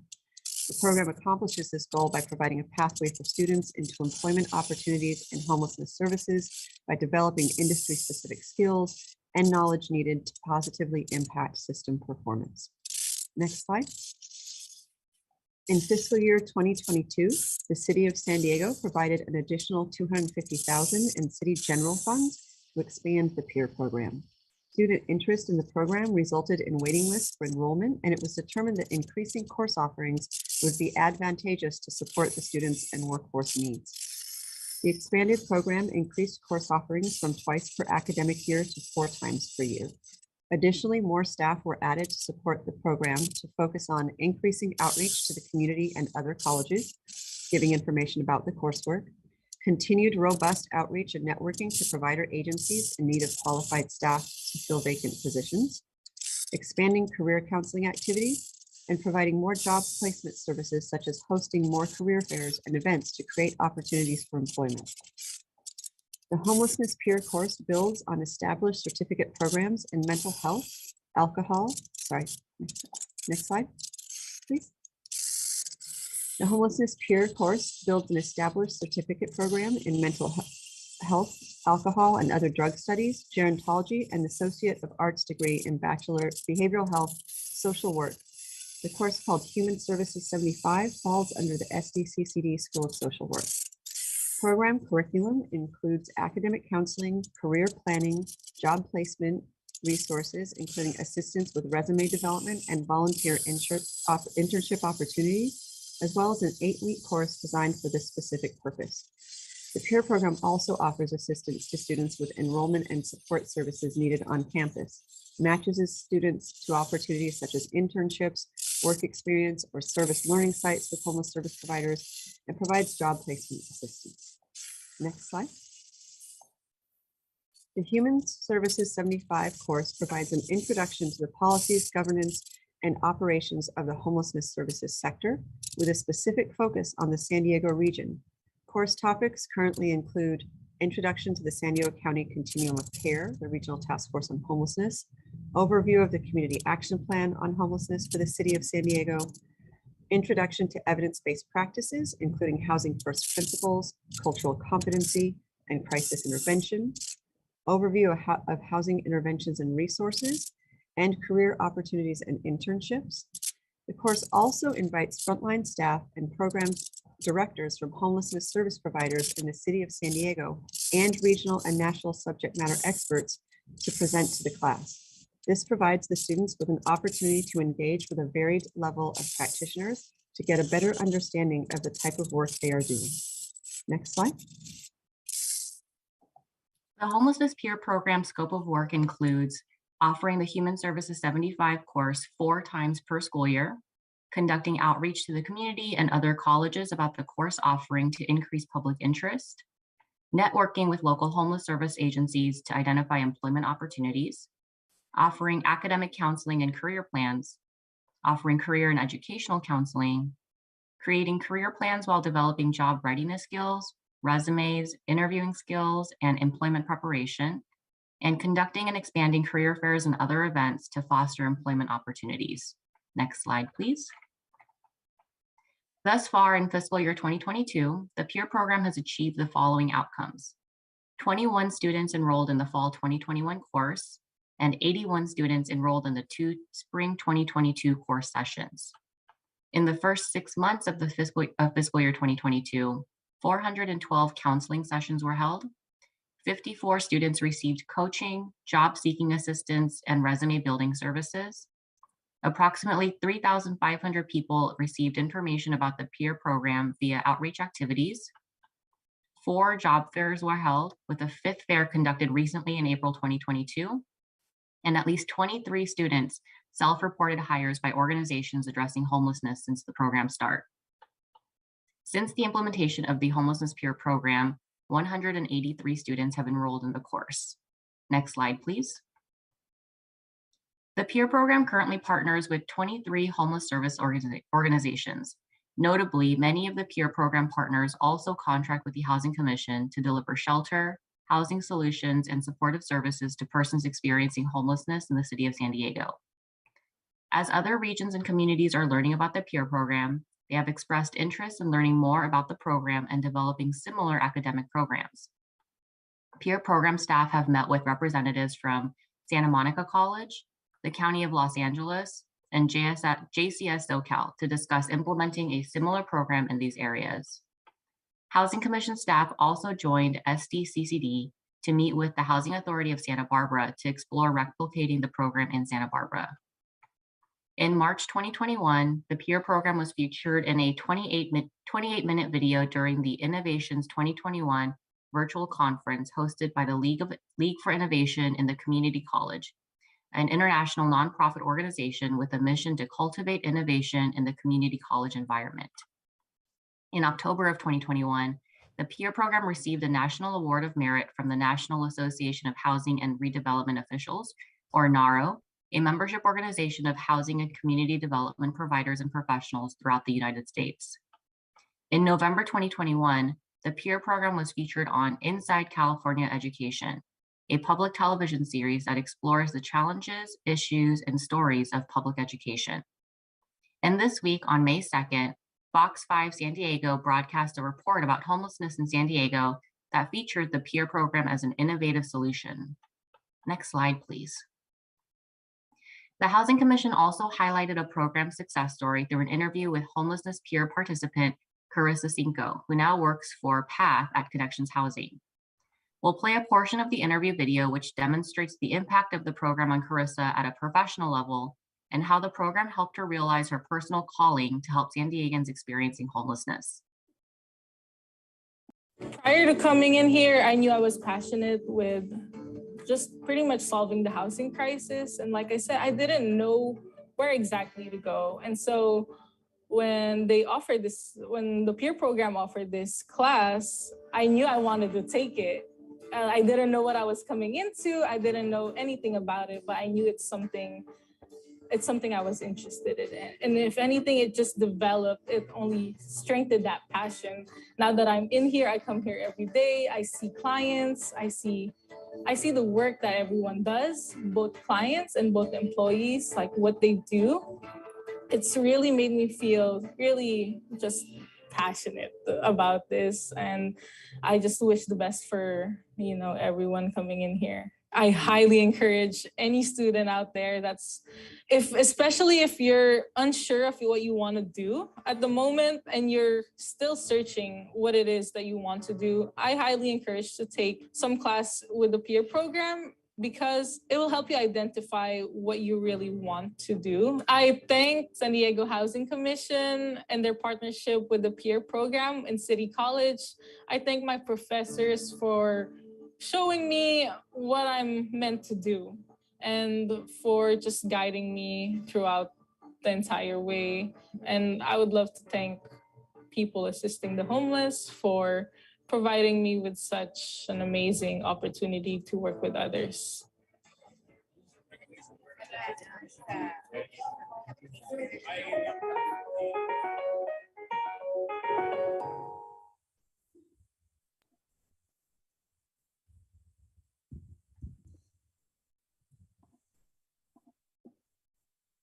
Homelessness Peer will be funded with $187,553 in Housing Commission local funds and $250,000 in city general funds, for a total of $437,553 annually, contingent on funding being allocated for this purpose in the City of San Diego's fiscal year 2023 budgeting process. Funding for 2 option years will be contingent on funding made available for this purpose in future years. Next slide, please. Housing Commission staff recommends that the board take the actions detailed in the staff report and shown on this slide. Next slide, please. That concludes our presentation, and we are available to answer any questions. Professor Corinne Makopuvai from the San Diego City College is here with us today as well. Thank you. Commissioners, any questions? Commissioner Mitchell.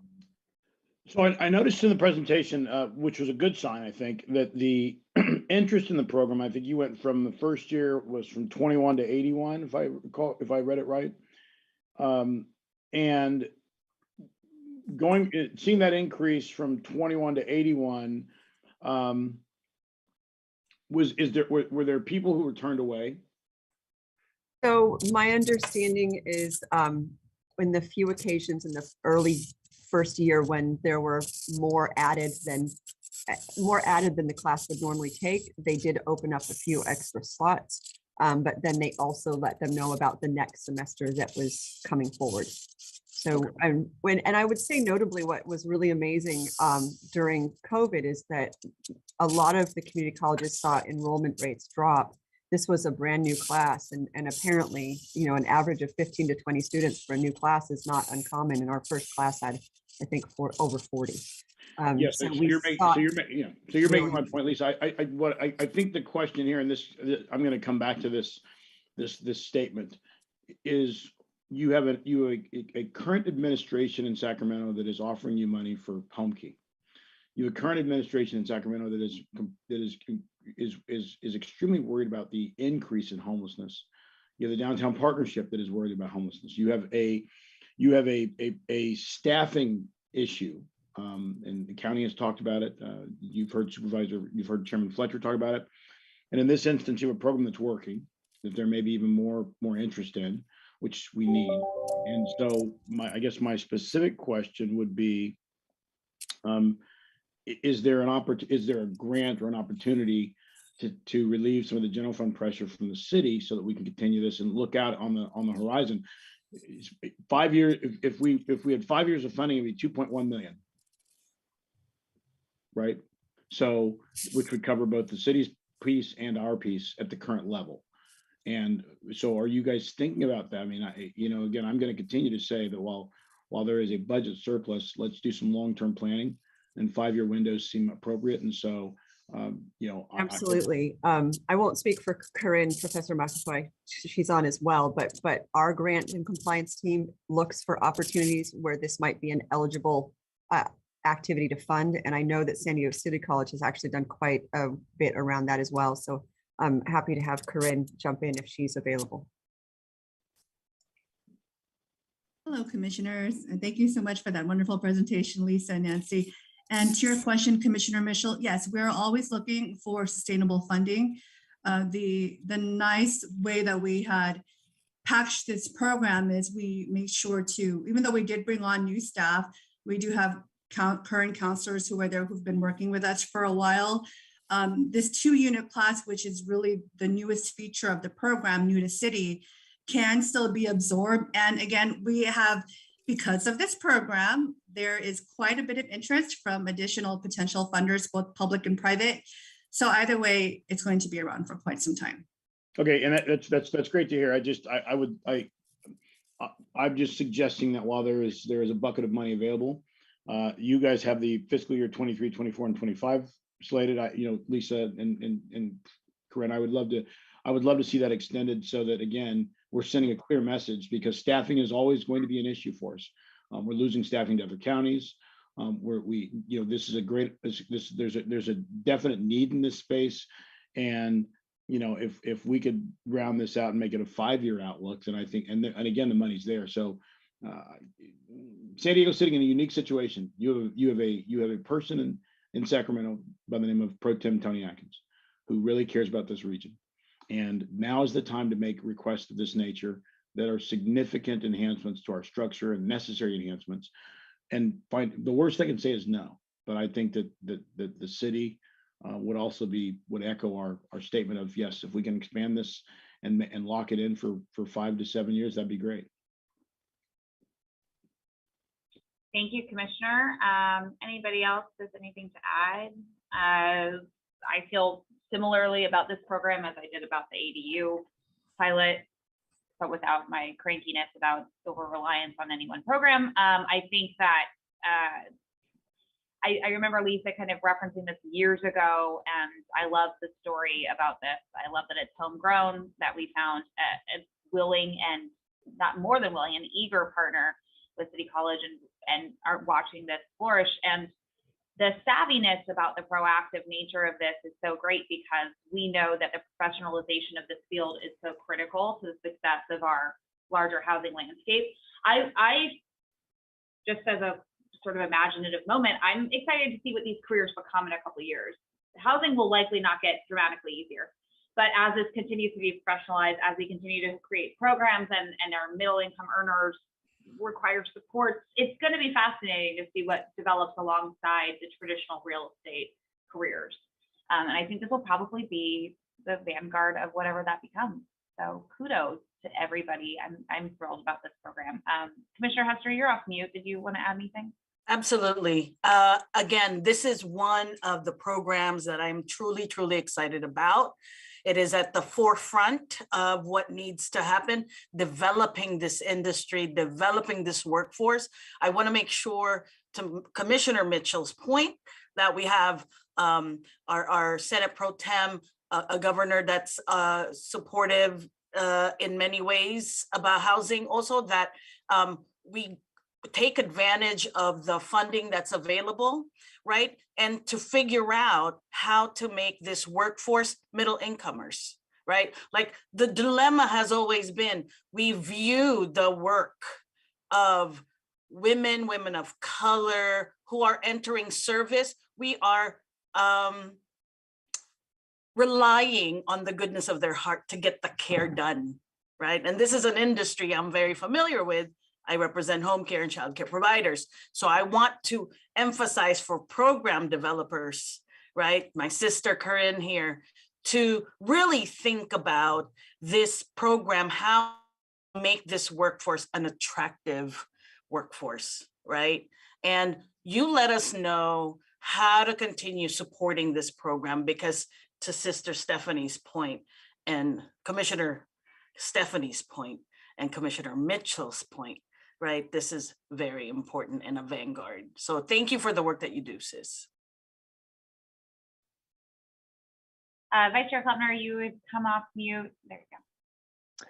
Yeah, I'm just going to echo everything that everybody else has said, and add that we were just hearing about, was it a 22% vacancy in one of the programs, and I'm sure that we have similar challenges in the other programs too. And so the need for this pipeline is only getting stronger. And yeah, I mean, it seems as well that there's a diversity of skills and jobs that are being created here.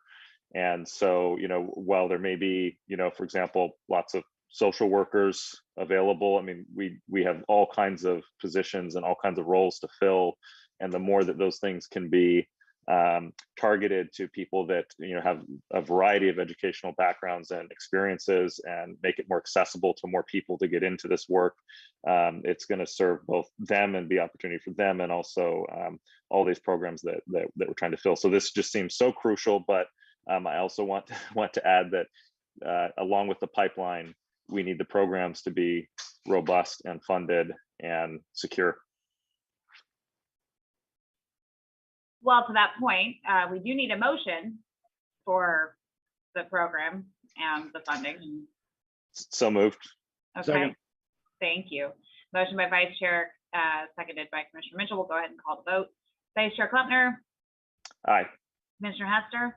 Aye. Commissioner Hubbard. Aye. Commissioner Mitchell. Aye. And I'll add my vote in favor. Commissioner Vasquez still hasn't joined us, right? Okay, I just want to make sure I'm not skipping people now. Motion carries unanimously.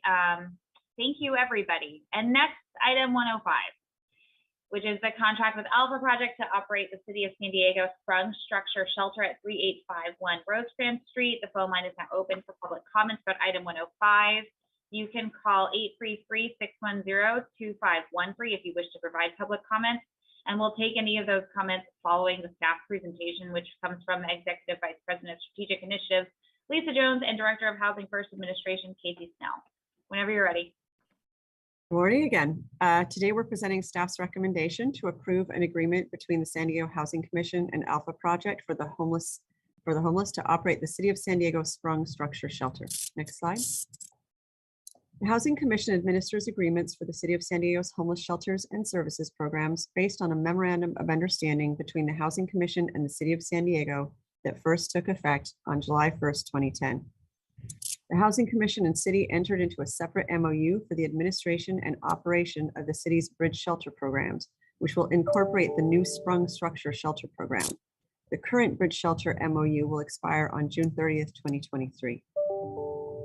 This new program supports the Community Action Plan on Homelessness for the City of San Diego, which identifies shelter interventions as critical entry points to the city's crisis response system and necessary to facilitate permanent housing placements. It further identifies increased access to behavioral health resources with other health and human services as critical to address the needs of people experiencing homelessness. Next slide. The Community Action Plan also emphasizes the importance of fostering system change through cross-jurisdictional coordination. This new program was a direct result of multiple stakeholders coming together to create targeted solutions. The Sprung Structure Shelter is a collaboration between the City of San Diego, County of San Diego Housing Commission, and the Lucky Duck Foundation. Each entity has agreed to take on various aspects of the site preparations and ongoing operational responsibilities. The County of San Diego has made available the program site located at the southeast corner of the County Health Services Complex on Rosecrans Street in the Midway District and is responsible for all site improvements necessary to support shelter operations. The county will also cover the costs of utility expenses associated with the shelter operations. The Lucky Duck Foundation is loaning the sprung structure to the City of San Diego and covering the costs of the shelter construction. The City of San Diego will fund the shelter operations and will facilitate the procurement and installation of many of the on-site facilities and equipment. The Housing Commission will oversee program operations and administration, as well as procure ramp-up supplies, facilitate coordination of some key ancillary services procured by the operator, and provide technical assistance. The service model was developed collaboratively with the expertise of Housing Commission staff and County Behavioral Health Services staff, and with support from the City Homelessness Strategies and Solutions Department. The model focuses on service coordination and supportive services to transition clients to the most appropriate next step in their stabilization pathway, including interim shelter, substance use disorder treatment, and/or other housing resources. Next slide. In addition to the standard portfolio of shelter services, a distinguishing feature of the service model is the integration of on-site behavioral health assessments and connections to specialized community resources through the County Behavioral Health Services Department, or BHS.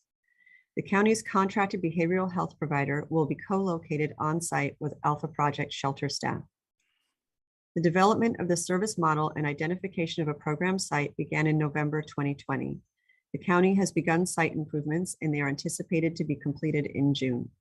A construction firm contracted by the Lucky Duck Foundation will be coordinating with the county to identify which shelter construction activities can be conducted in parallel with the site improvements, and construction would be completed in July.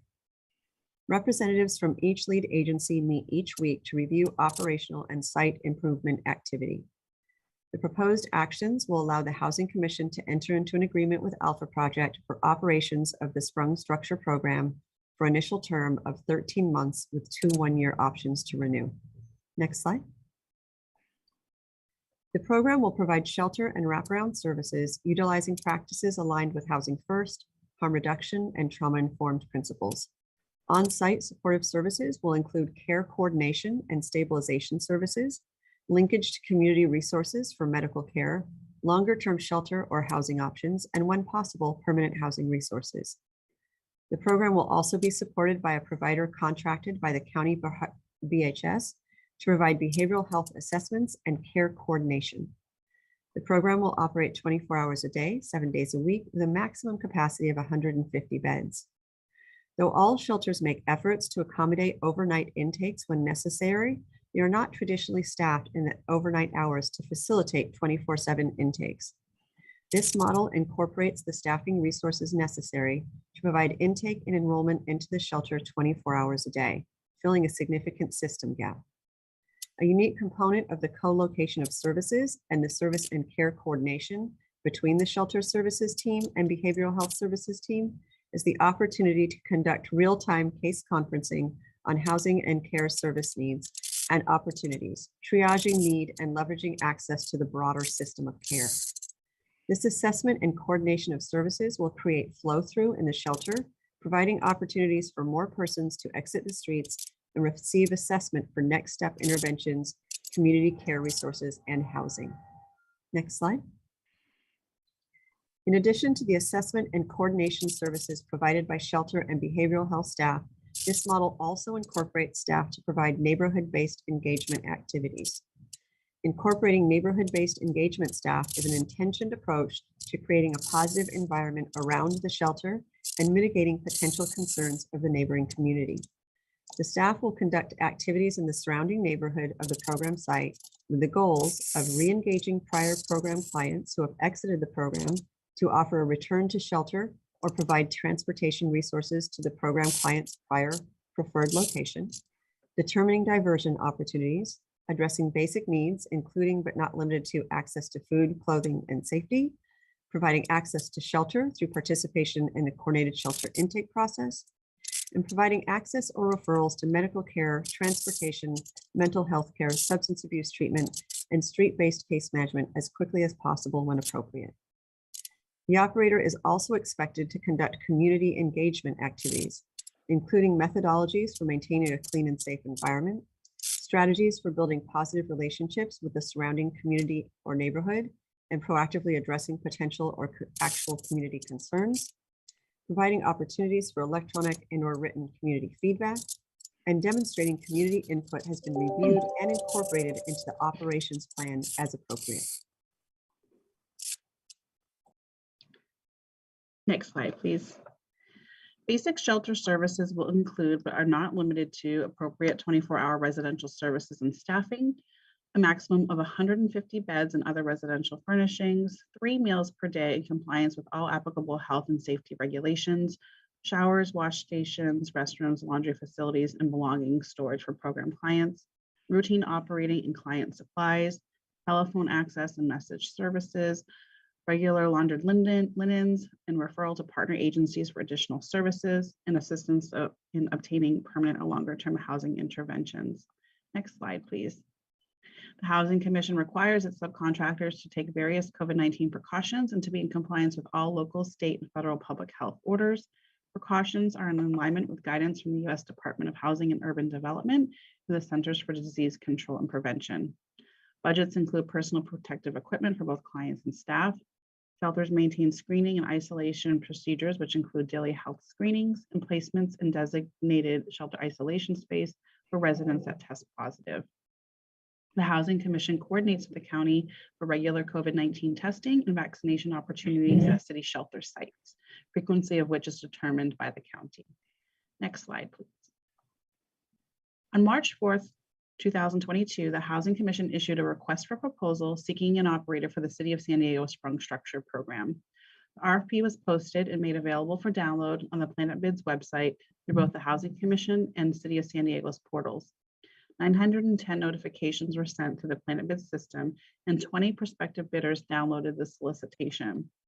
On March 25th, 2022, the RFP closed and Alpha Project was the sole respondent, which highlights the limited availability of homeless service providers with experience, capacity, expertise, or desire to operate shelter programs of this size. The selection committee evaluated, scored, and ranked the responses. Alpha Project's proposal was deemed a responsive and qualified response and was recommended by the evaluation committee for award of the contract. Next slide, please. Alpha Project has extensive experience operating shelter programs, permanent supportive housing projects, and residential treatment programs for individuals and families experiencing homelessness. Through its array of housing and supportive services, Alpha Project serves more than 4,000 men, women, and children on an annual basis. Alpha operated over 600 beds at the San Diego Convention Center as part of Operation Shelter to Home, and Alpha currently operates 2 city-funded bridge shelter programs in downtown San Diego. Next slide, please. In addition, Alpha Project was recently selected to operate the City of San Diego's first harm reduction shelter in collaboration with the County of San Diego to serve adults experiencing homelessness and a substance use or other co-occurring condition. The organization's portfolio of services includes street-based case management, interim and bridge shelters, permanent supportive housing, rapid rehousing, residential treatment programs, hospice care, employment services, and peer support services. Alpha Project also has developed innovative programs that support persons with lived experience to engage with the local community and provide peer-to-peer outreach through their Wheels of Change and Take Back the Street programs that show positive impact on the communities they frequent. Next slide, please. As outlined in the table on this slide, operating costs for the initial 13-month contract term from June 1st through June 30th, 2023 are $4,844,331, which includes the operator agreement and startup expenses. Funding for the program is anticipated to be city general funds and homeless housing assistance and prevention program funds, and will be determined through the city's fiscal 2023 budgeting process. Within its existing authority, the city has advanced the Housing Commission funds to ensure the timely procurement of startup items, which will be deducted from the total startup budget referenced in the report if the board approves the staff recommended actions. Future contract terms will be exercised upon the appropriation of funds by the city for this purpose. Next slide, please. Staff recommends that the Housing Commission Board take the actions detailed in the staff report and shown on the next 2 slides. Next slide, please. Next slide. That concludes our presentation. We're available to answer any questions. Thank you. Scott, do we have any callers? We do not have any callers on this item. Great. Commissioners, questions, comments? I do have one. Well, for starters, of course, glad to see this come on board. One thing I'm particularly excited about is the 24/7 intake and the ability to handle folks being discharged from our healthcare institutions locally. That is a major sticking point for folks and only getting harder. But when I'm thinking about staffing and I'm thinking about preparation for those folks, what does that staffing look like? Because if these people are coming out of a healthcare setting, I'm assuming they'll need more, a higher level of care. What does that look like? Well, exactly. So it's, and don't want to imply that this is going to solve that discharge issue because it's not. And one of the things that we have been working on, I and Casey both sit on the ad hoc committee with RTFH for healthcare and housing. And one of the conversations we're having is what does it look like to discharge into the shelter system as far as activities of daily living. So we really have to identify when a shelter discharge is the appropriate discharge and when, longer term care or recuperative care is the appropriate discharge. So we're working through what that looks like. That's definitely part of the conversation. We've had some really good feedback from one of the federally qualified health centers who wants to provide resources on site. County, of course, also has some health and human services resources in public health. So we're still finalizing what the different additional community resources are going to look like on site, but we know that triage of medical care and connection to primary care quickly when necessary is going to be a big component of that. Thank you. And that makes sense that we're unfortunately building this plane as we go, but I'm glad the plane's just getting built. I think that's excellent. And the partnerships with FQHCs, with the county really stepping up so much lately is exceptionally promising. An additional question, sorry, Mitch, I'm going to keep going and I'll come back to that. So sorry, but I'm already almost done. The MOU expiring June 30th, 2023. Any reason we're not going for just a longer period of time? It feels like we're going to be doing this again tomorrow. So the MOU will probably come up with other items that come up next year. So we usually package it with other items that are coming up for renewal or new terms. So it'll be, yes, it'll be back next year, but it'll be coupled with another item. Fabulous. Thank you. Okay, Commissioner Mitchell. Clarification, Lisa, wasn't the term of the the agreement, it was a 1 year, but with 2 1-year options, right? So for a total of 3. 13 months with 2 1-year options. For 13 months with 2 1-year options, okay. And then second thing is I want to also commend the county and the partnership and working with you, Lisa. I know you've been heavily engaged in this and it has not been easy, but it is necessary. And I think that my main question is seeing that Alpha was the only respondent to the RFP. I'm beginning to become more worried about the lack of bidders for projects of this nature. Can you give us some insight? And I mean, obviously, I know staffing has been mentioned as an issue, but is this more than just staffing? I mean, it's a difficult population to work with. There are a number of entities, providers who can provide this service. I'm seeing Rescue Mission go up into Oceanside and do work there. I'm seeing others move north to North County. So what's your insight on just one bidder? So in this case, part of it potentially is population. A lot of it has to do with size. So when we get to shelters that are over 75 beds, the number of providers that have the bandwidth and the expertise to do that type of larger environment narrows a lot. We really have two right now in our community, Alpha Project and Father Joe's Villages. When we get to 75 beds or under, we see the respondents increase. So when we released an RFQ last year for smaller sites, we actually had 4 respondents. One of those was Catholic Charities, the women's shelter that you approved last year. Okay. So I think the conversation that some of Councilmember Von Wilpert and Councilmember Campbell are having around looking at vacant city sites, as the city looks at that, the value of looking at sites which might only be 40 to 50 beds, though we lose some economies of scale, we also are going to increase the providers that might be interested in and have the capacity to do that work. Okay, thank you very much. And just if I have a moment, I just want to say we're very excited about this project. This is a model that we have been thinking about for a long time, looking at how we can create sort of new pilot and more triage into the broader system of care. And it's been just terrific to work with the County Behavioral Health Services team on this, and then of course the city as well. Well, I will echo what you said, Lisa. We were together in that meeting when we made the decision to try and build a partnership with the county on this. And again, I want to commend Chairman Fletcher and as well as the mayor for their efforts to try and make this work. It's taking a little longer than we had hoped, but it looks like we're moving in the right direction, and that's progress. So it's important. Vice Chair Klempner, you're off mute. Did you have comments or questions?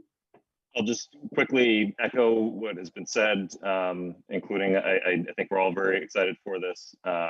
And especially with respect to the public perception around this issue, I think we all know that it is very focused on specific subsets of the population that is experiencing homelessness, and this is really addressing that. And so that in addition to there, this being a critical piece of the continuum of care. Hopefully this is something that the general public can kind of understand what is happening and see some tangible results. And then lastly, Lisa, thank you for the added information about the process and the service providers and their capabilities. I think that's very helpful to understand. Absolutely. And we gave Pat a shout out, and Alpha is equally deserving. Thank you, Alpha, for stepping up to this moment and meeting an enthusiastic staff and a population that definitely needs the support. So this is very exciting. Do we have a motion?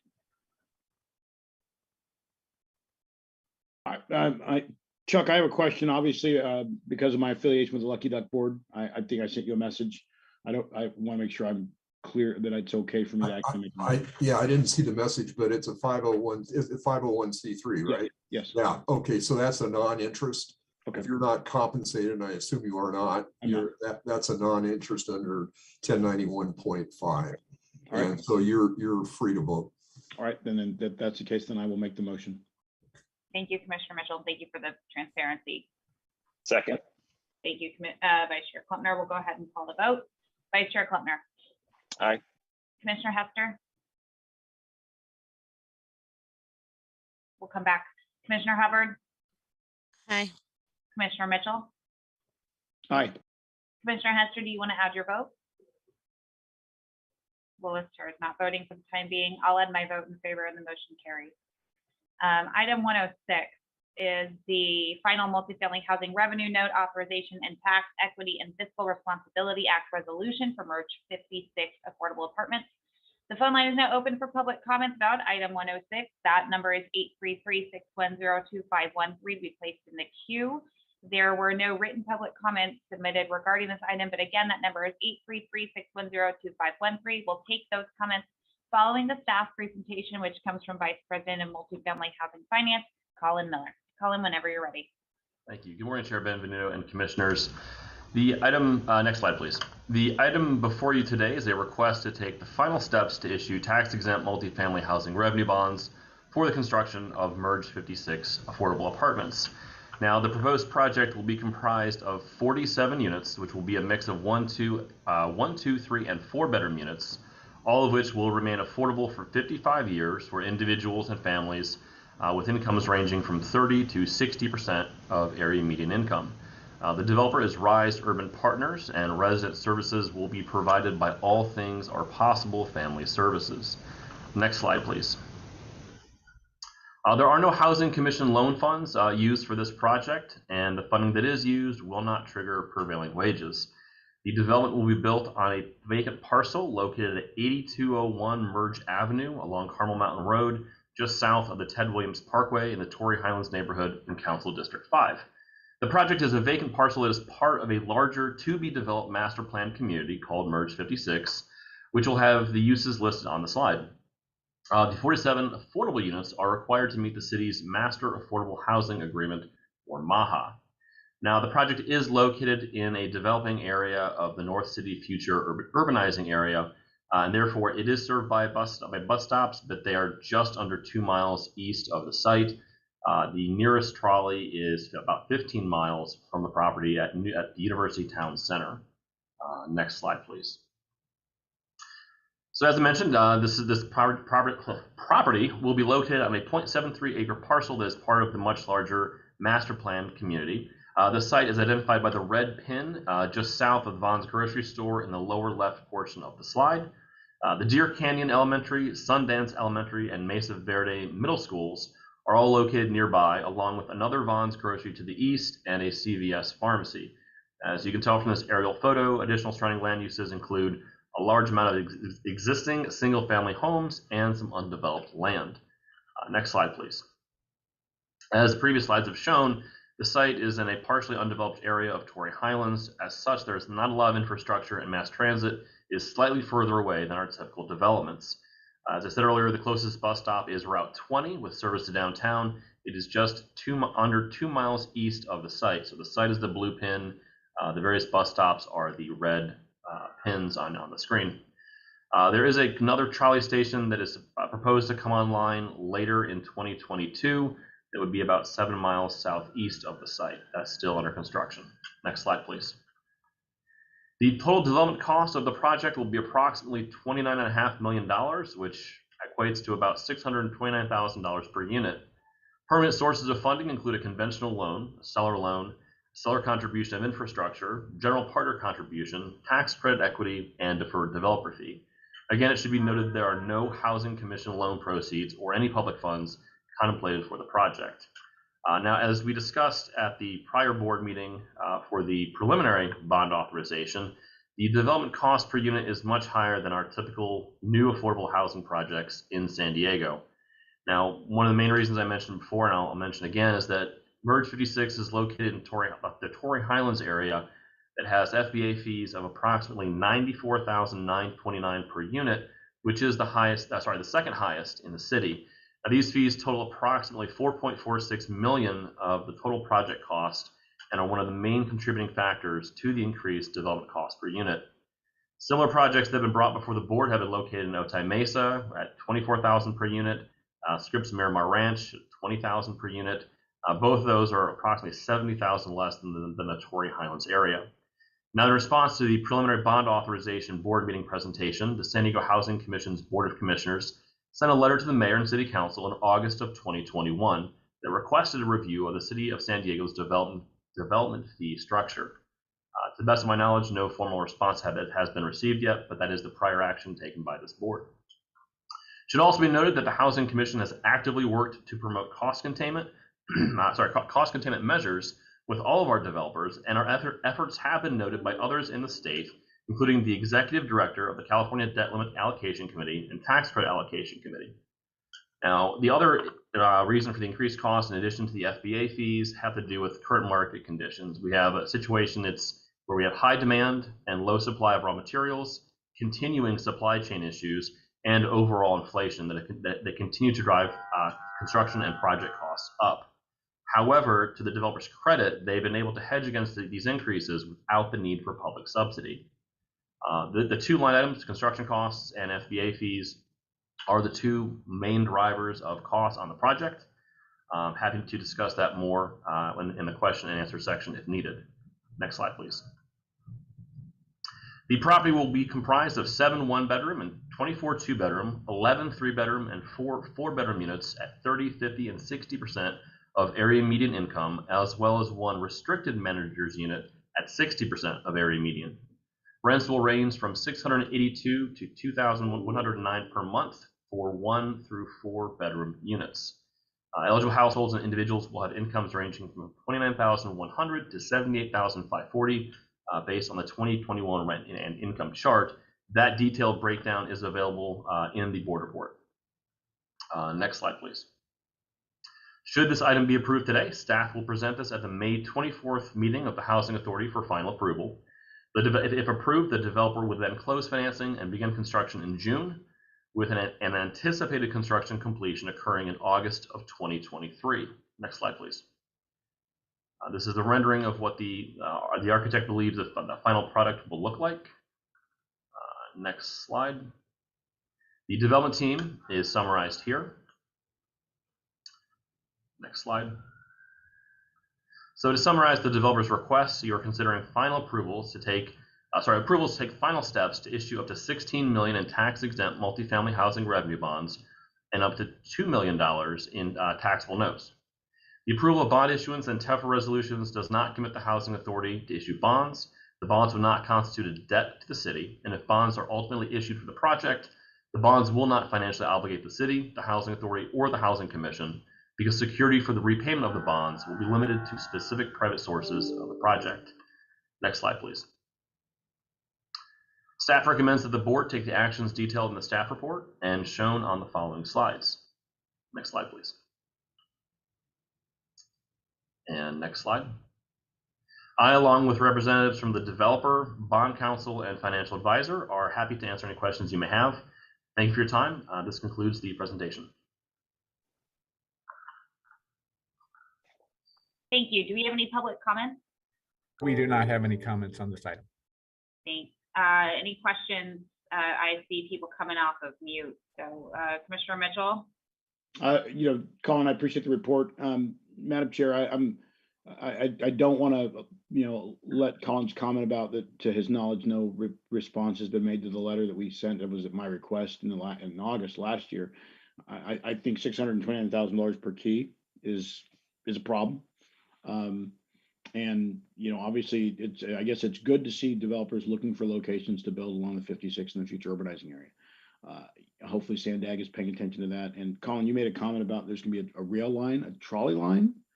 Yes, we believe it's about seven miles southeast of the project. It's quite a ways away. I don't even know where that would be. Southeast of the project. Or sorry, southwest. Sorry, southwest. I was like, yeah. Are we building at night? I'm geographically challenged. Yeah. I mean, I know the chamber's good at pushing for permits, but that would be remarkable. I mean, but it is, Madam Chair. I guess the only other question that I would ask is Colin, if and when the city does, well, not if and when, hopefully the city will decide to engage with us on this discussion around the barriers to further growth in the area, which drive up cost. Are you guys prepared to talk about which changes that we should make in the future urbanizing area to incentivize and help grow this space up there?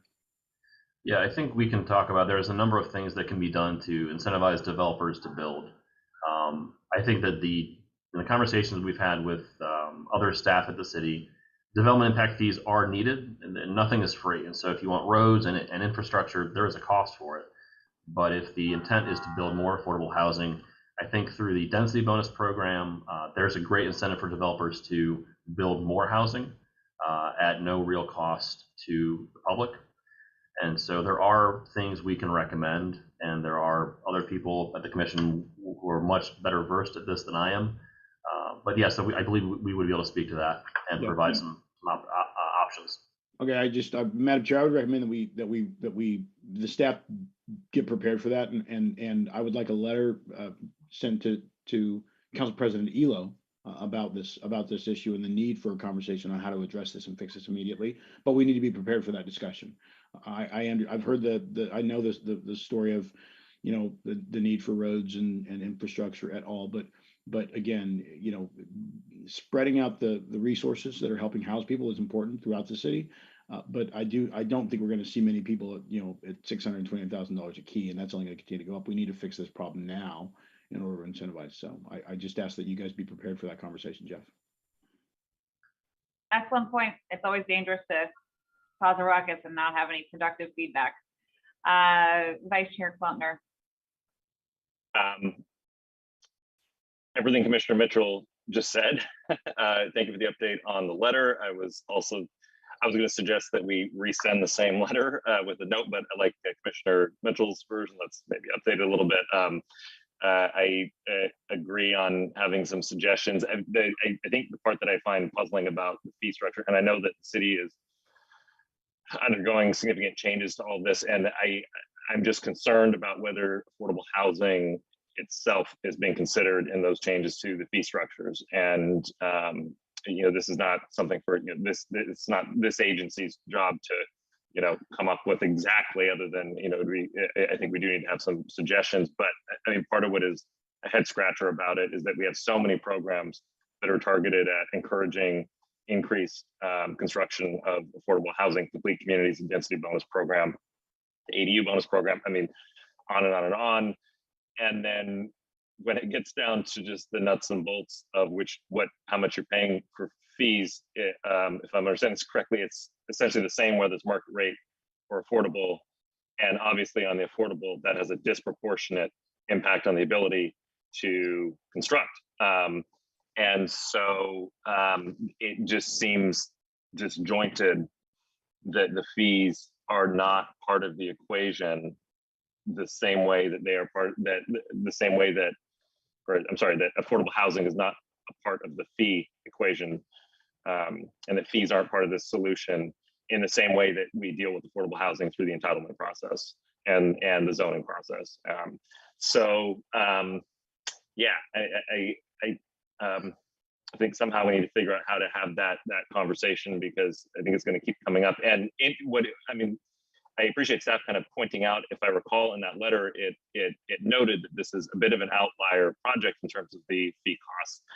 I mean, the reason for that, you know, again, it's sort of a perverse incentive here. The reason for that is that this is exactly the kind of area that we're trying to encourage more affordable housing. And because some of the infrastructure does not exist already, therefore it is more expensive to accomplish that, which seems backwards. So the fact that the fees, I mean, I very much appreciate that we do not see similar fee costs, you know, in other places, but I think the fact that this one is so different is exactly what the problem is, because we want to be seeing more projects like this, and I have to assume that part of the reason we don't see as many is related to this exact issue. You know, and then lastly, I would just say, yeah, the transit piece is concerning, but I mean, that is a big picture issue, and, you know, it's all wrapped up in the fees. And, you know, it does seem like there is a higher likelihood of, you know, significant funding streams for infrastructure at the federal level than other things that we would like to get. You know, I mean, if I had to guess, I would say that there's going to be billions of dollars coming our way for infrastructure from the federal government in the coming years. And I would not be so sure that we would be getting similar amounts of money with respect to tax credit financing or vouchers or any of these other things. And so that is just, you know, yet another reason that putting the burden of the infrastructure on housing, and particularly affordable housing, just doesn't quite make sense to me. We have other ways to pay for some of these things. Lastly, despite the transit challenges here, I do think this is a great place. Obviously, this housing is specifically filling a need with the booming biotech and life sciences industry. I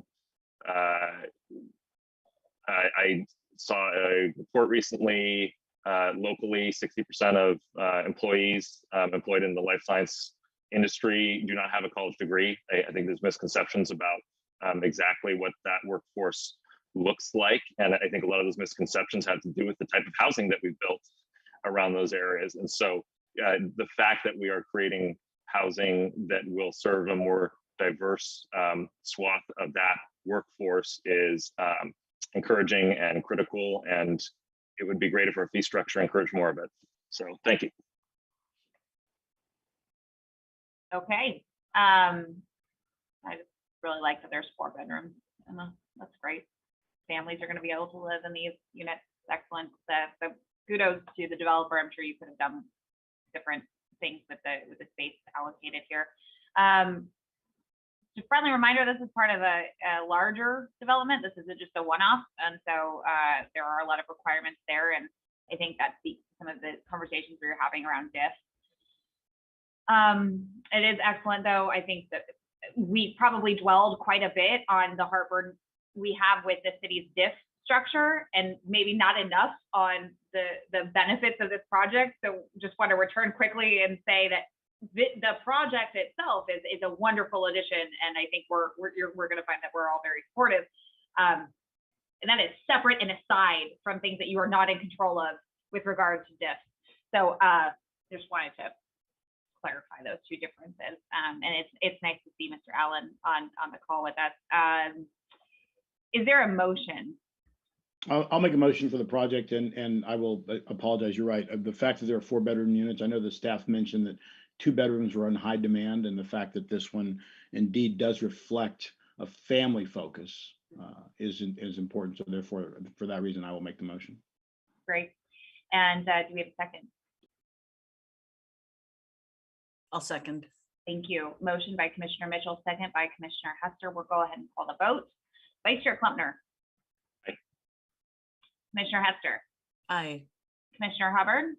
Aye. Commissioner Mitchell. Aye. I'll add my vote in favor. Thank you. That carries unanimously. Did we need another? We don't need another motion to resend the letter, right? That doesn't need to be. Okay, great. Moving on. Item 107. Right? Yeah, item 107 is the final bond authorization and tax equity and fiscal responsibility act hearing for and resolution for Levant Senior Cottages. Gosh, the phone line is now open for comments about item 107. You can call 833-610-2513 to be placed in the queue. There were no written public comments, but again, that number is 833-610-2513. We'll take any public comments following the staff presentation, which also comes to us from Colin Miller, Vice President of Multifamily Housing Finance. Good morning again, Chair Benvenuto and Commissioners. The item before you today is a request to approve the final steps to issue tax-exempt and taxable multifamily housing revenue bonds and hold a TEFRA hearing for the construction of the Levant Senior Cottages. The proposed project will be comprised of 126 units, which will be a mix of studio and 1-bedroom units for individuals aged 55 and older, as well as 1 unrestricted manager's unit. The 126 units will remain affordable for 55 years at 25 to 50% of San Diego's area median income. The development will be located at 6950 Levant Street in the Linda Vista neighborhood in Council District 7. The project is served by MTS bus lines within a quarter mile of the site, and the Hazard Center trolley station is approximately 1.6 miles from the property. Next slide, please. The site is a vacant parcel owned by the County of San Diego and will be leased to the developer for 70 years for $1 per year. The county lease requires the construction of 20 individual 1- and 2-story buildings. Due to the funding sources and project-based vouchers awarded by the Housing Commission, the project will be subject to Davis-Bacon and prevailing wages. Next slide, please. The developer is Wakeland Housing and Development Corporation, an experienced nonprofit developer with a history of successful projects developed in partnership with the Housing Commission. The developer applied for and was given a preliminary award recommendation through the FY21 NOFA for $6 million and 70 project-based vouchers. Future residents would be selected from the Housing Commission's waiting list. Next slide, please. So Levant Senior will be located on this 4.49 acre parcel directly east of the Linda Vista Community Park, just to the south of Genesee Avenue and north of Linda Vista Road. It's the red dot, red pin on the screen. Next slide. Now, as shown in this slide, there are multiple bus lines located within a quarter mile or less of the property on Genesee Avenue, as well as Linda Vista Road.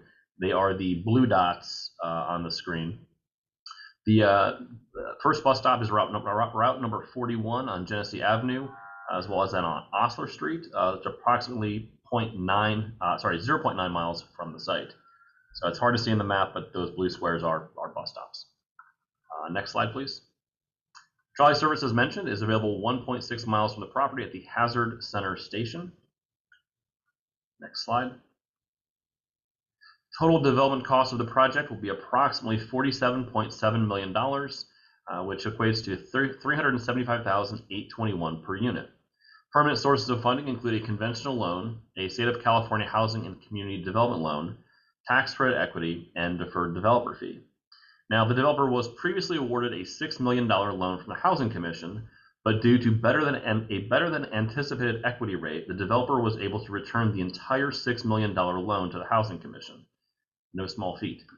The county funds and 70 project-based vouchers do remain in the project, but I thought it was worth noting that the developer did an outstanding job and was able to return the entire loan to the Housing Commission. Next slide, please. The property will be comprised of 108 studio units, 18 one-bedroom units, 25, 30, 40, and 50% of area median income, as well as the one unrestricted manager's unit, and you can see the breakout on the slide. Rents will range from $530 to $1,061 per month for the studio and one-bedroom units. Eligible households and individuals will have incomes ranging from $21,250 to $42,450 based on the 2021 rent and income chart. Again, the detailed breakout by AMI and unit type is listed in the board report in a separate chart.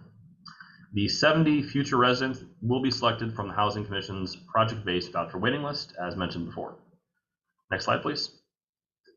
Should you approve these actions today, staff would present this to the Housing Authority and City Council for final bond authorization on May 24th of this year.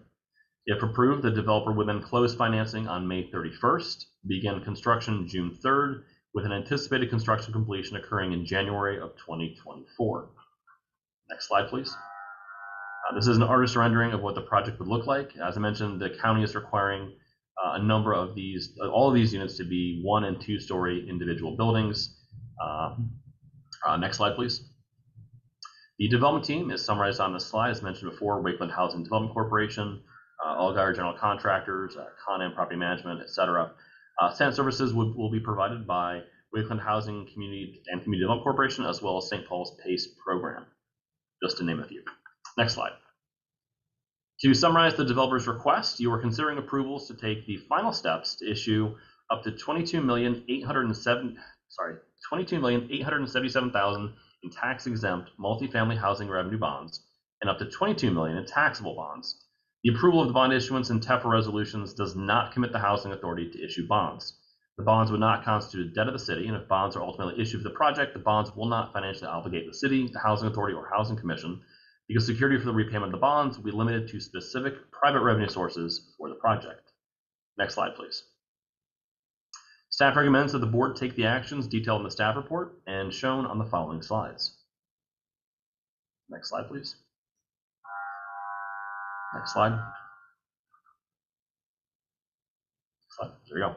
I, as well as representatives from the developer, bond counsel, and financial advisor, are available to answer any questions you may have at this time. This concludes my presentation. Thank you. Thanks, Colin. Scott, do we have any callers? There are no callers on this item. Great, thanks. Commissioners, questions or comments?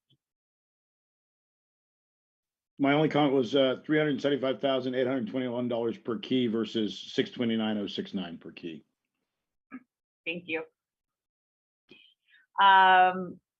We are covering a lot of ground today. I live very nearby this, and I'm glad to see Wakeland back in the game and in my neighborhood. They did an excellent job with the Ivy, which I drive by at least twice a day, and it's beautiful and functional, and I'm very, very proud of it in my neighborhood. I'm very excited to see this in my neighborhood as well. And the repayment of the loan is wild, something you don't see, but in kind of thinking of that financial structure, Colin, we didn't have a lot of deals before us today, but more frequently we'll see a bunch of these. This is sort of like the old school bread and butter of what we used to do in these meetings. I'm thinking about the financial landscape. Are you at all concerned about some of the volatility that we're seeing and how this could impact folks who are trying to build in the nearest future, right? We've got inflation and the Fed rates and supply chains and everything sort of falling apart. How are we approaching folks that are working with us in regard to those things? Yeah, I have to answer that question. I wasn't sure if Commissioner Mitchell had a question or a comment, but there are a couple of reasons for that lower price per door. Much lower div fees. You're doing smaller units. You're doing studios and 1-bedrooms, and the land acquisition was $1 per year. So land in California, San Diego's no exception, extremely expensive. So those are some of the reasons for that difference in cost per unit. As far as addressing how do we move forward in this extremely unusual time, there are a number of things that make this challenging. The 4% bonds and credits have been competitive since 2020. Most of the, if not all, I think it's like 99% of that allocation is for new construction. As costs are going up and as interest rates are increasing in the private sector, loans are going to be getting more expensive, and I think you'll see developers coming to us. And honestly, the capital stacks I think are going to get a lot more complicated. Right now this is a fairly light capital stack with 4 different sources. I think we're going to have developers are going to have to go out to more sources of funding, which could impact the amount of time it takes for deals to get across the line. If they're competing for more sources of funding, every application has an application process, a review process. Maybe you're awarded, maybe you're not. So I think this could result in a slowdown of production just from an application perspective. And then the difficulties of dealing with supply chain issues and just lower funding in general, and more competition in the market for sale-act bonds and credits, as well as the 9%. I don't have a rosy forecast, but I think it's going to be a lot more difficult for developers to continue to produce the way we've seen. We've already seen a reduction in units produced with the bonds being competitive. So with an uptick in interest rates, I think long-winded way of answering, I think it's going to get more difficult. Great. I'm sure the need will go down correspondingly. Excuse my cynicism, but thank you for that. I think it's important for the commissioners to be keeping this in mind as more, for projects that run the gauntlet and squeak themselves to get in front of us. It's going to be all the more important to really work to make sure that we can help them realize that goal. Any other commissioner questions or comments? It's just one question that's sort of like in my head is this is a senior facility versus the development that we just approved was a family apartment complex. Because I think what's triggering to me is we built a 4-bedroom unit up north and there's no access to transportation, and then we're in Linda Vista. But I think the difference is that it's a senior facility, and so if it's a senior facility, we often build it in a smaller size. As far as the units, I mean, this project is a senior facility. Yes, it is. They're building studios and 1-bedrooms. We don't see senior properties with really 2, 3, or 4-bedroom units. They're usually studios and 1s. Mm-hmm. Okay. All right. Thank you. Okay. I guess we're looking for a motion now. So moved. Moved by Commissioner Hubbard. I'll second. Seconded by Commissioner Hester. Thank you very much. We'll call the vote. Vice Chair Klumpner. Aye. Commissioner Hester. Aye. Commissioner Hubbard. Aye. And Commissioner Mitchell. Aye. I'll add my vote in favor. Motion carries unanimously. Next up is item 108, the Las Serenas apartment loan refinance. The phone line is now open for public comments about item 108. You can call 833-610-2513 to provide those comments. We'll take them after the staff presentation, which is also from Colin Miller. Colin, floor is yours. Thank you. Good morning again, Chair Benvenuto and Commissioners. The item before you today is a request to approve restructuring an existing Housing Commission loan for the Las Serenas apartments. Next slide, please. The Las Serenas apartments is an existing affordable housing development located at 4352 Delta Street in the southeastern San Diego planning area in Council District 4. It is comprised of 2 1-bedroom units, 79 2-bedroom units, 26 3-bedroom units, and 1 unrestricted two-bedroom managers unit. The units are affordable for individuals and families ranging from 50 to 60% of area median income. Community Housing Works is the developer and service provider for the property. They also provide after-school programs for youth as well as adult education programs. Next slide, please. I'd like to point out no new loan funds are proposed for this restructuring. The property is comprised of two developments, one built in 1964, the other in 1987, in a total of 9 separate buildings. Now, the developer acquired and renovated the properties in 2015 using low-income housing tax credits, a loan from Citibank, and a loan from the Housing Commission. The proposed renovation would include approximately $50,000 per unit, with renovations to unit interiors, site work, and ADA upgrades to the property, which I'll get into in more detail later in the presentation. The project is served by the 43rd and Delta bus stop, which is Route 955, a 1/10 of a mile to the west. Additionally, the 47th Street trolley station is 2.1 miles north of the site. Next slide, please. Now, as you've heard me mention in other board meetings and in the last item, the 4% bond and tax credits are one of the main funding sources for renovation and re-syndication of affordable housing projects. Now, with this source becoming competitive in 2020 and the state issuing agency, the California Debt Limitation Allocation Committee, prioritizing new construction projects over renovation projects, owners of existing affordable housing have had a really difficult time and have been forced to find new and creative ways to finance renovations of their aging housing portfolio. So the developer believes that the property's best option to address the capital needs of the project is to refinance with a Fannie Mae mortgage from Citibank. The proposed renovations would address would address capital needs expected over the next 10 to 15 years.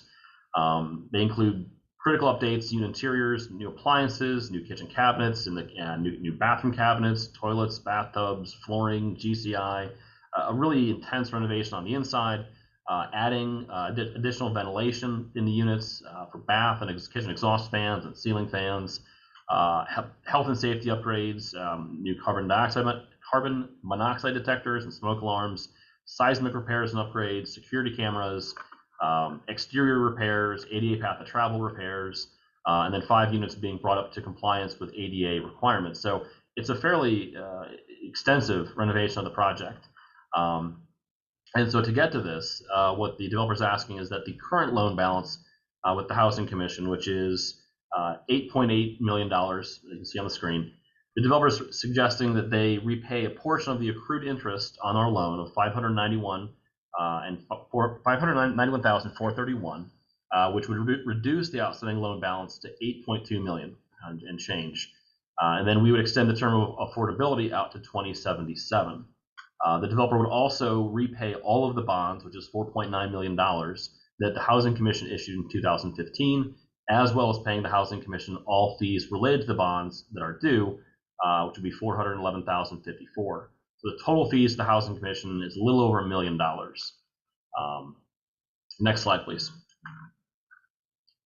So as mentioned earlier, the development is located at 4352 Delta Street on a 3.24 acre site. It's just southeast. I'm directionally challenged. Southeast of Northgate Market and west of the 805 freeway. Next slide, please.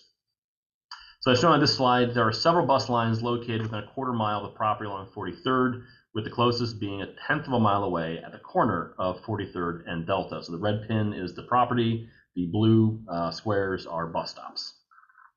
Next slide, please. The total development cost of the project will be approximately $22.4 million, which equates to $207,434 per unit.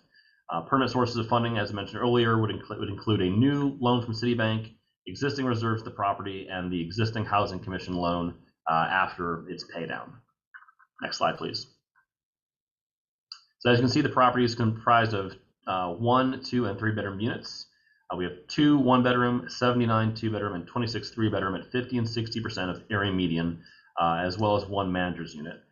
Rents will range from $1,268 to $1,698 per month for the 1 through 3 bedroom units, and eligible households and individuals will have incomes ranging from $48,500 to $72,720 based on the 2021 rent and income chart. Next slide, please. Should you approve these actions today, the developer would close financing, pay the Housing Commission fees and interest payment, and begin construction in September of 2022. with an anticipated construction completion occurring in August of 2023. Next slide, please.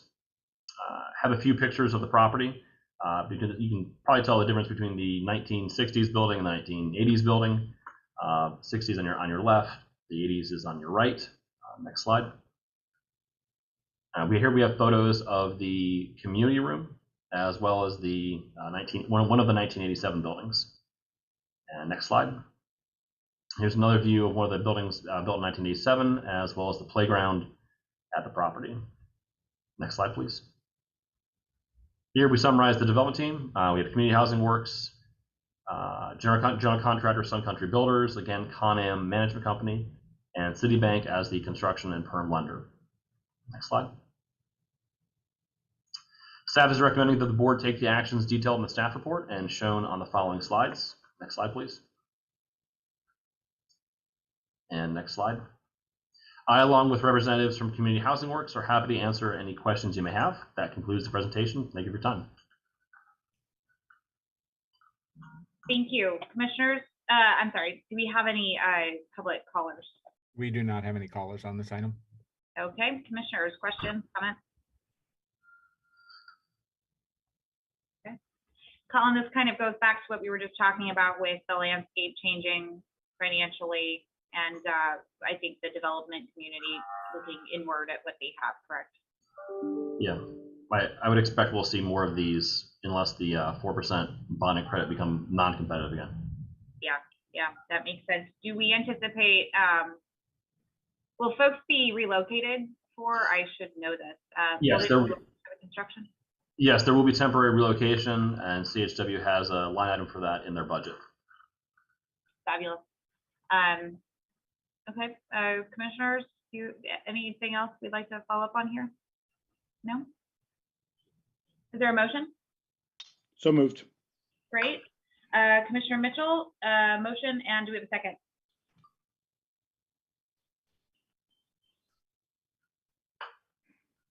I'll make the second. Did I miss a second? Okay, so motion by, oh, wait. Sorry, I was gonna second up. I'm sorry. Yes, second. I'm glad you second. Okay, I'm gonna let you make the second. Okay, great. I just thought maybe I glitched. Well, I'll call the vote now. Vice Chair Klopner. Aye.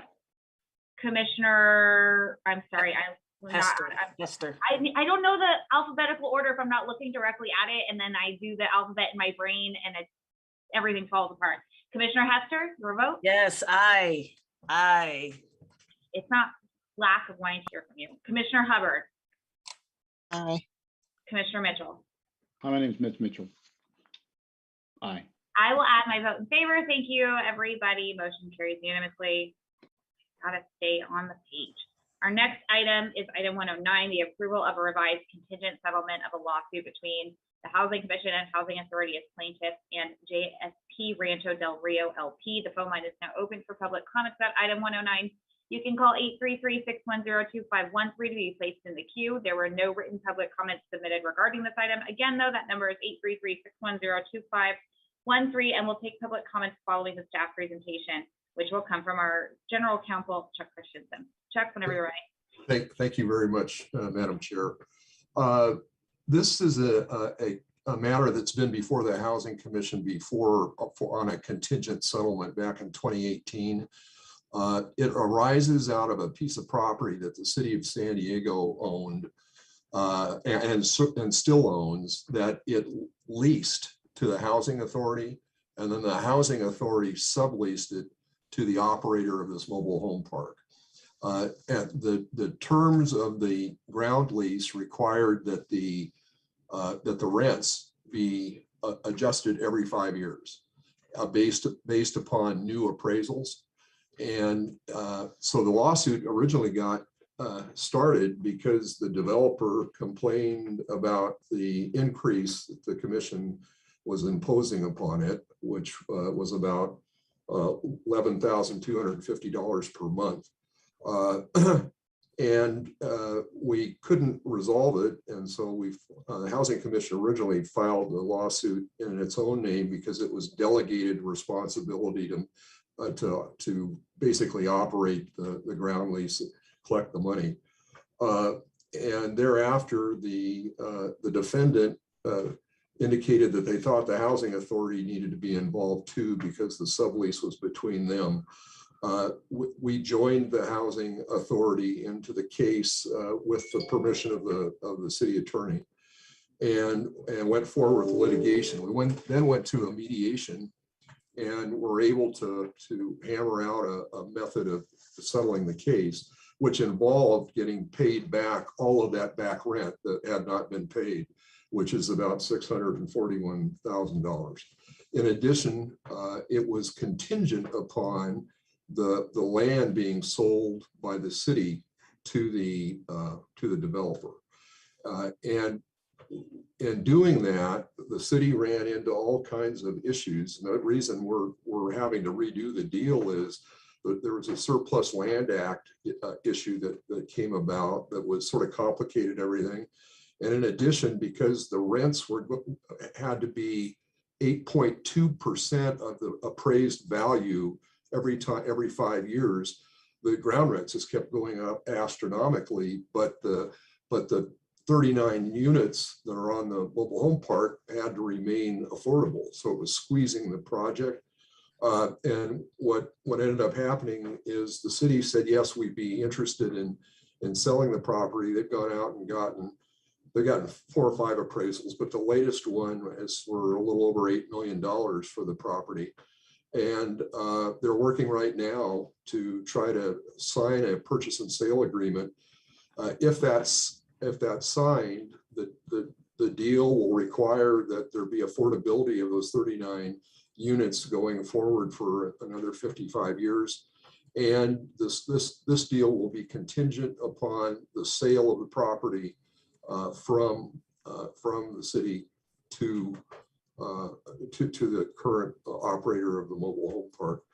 A lot of other details that are involved, but I think that's the gist of what's going on. So what we're asking for today is basically that the Housing Commission Board authorize the approval of this contingent settlement, and that we continue to work with the city attorney and the real estate department of the city to help try to make this sale go forward, and that the president and interim president CEO be authorized to sign documents necessary to settle the case. Attached to the board report is a draft of the settlement agreement, which sets forth everything I just indicated. So that's it. I'm available to answer questions if you have any about any part of this.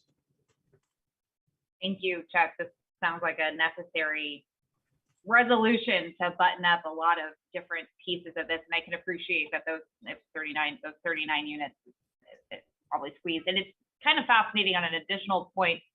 I mean, the remainder of those 150 spots, that's naturally occurring affordable-ish housing, right? It is, and that was one of the complications.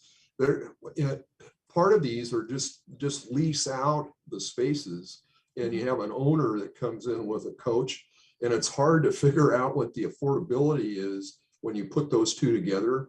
The original deal had some additional affordability, and we tried everything to make that work, including the developer was then looking for additional low-income housing in the general area to provide that and couldn't find it.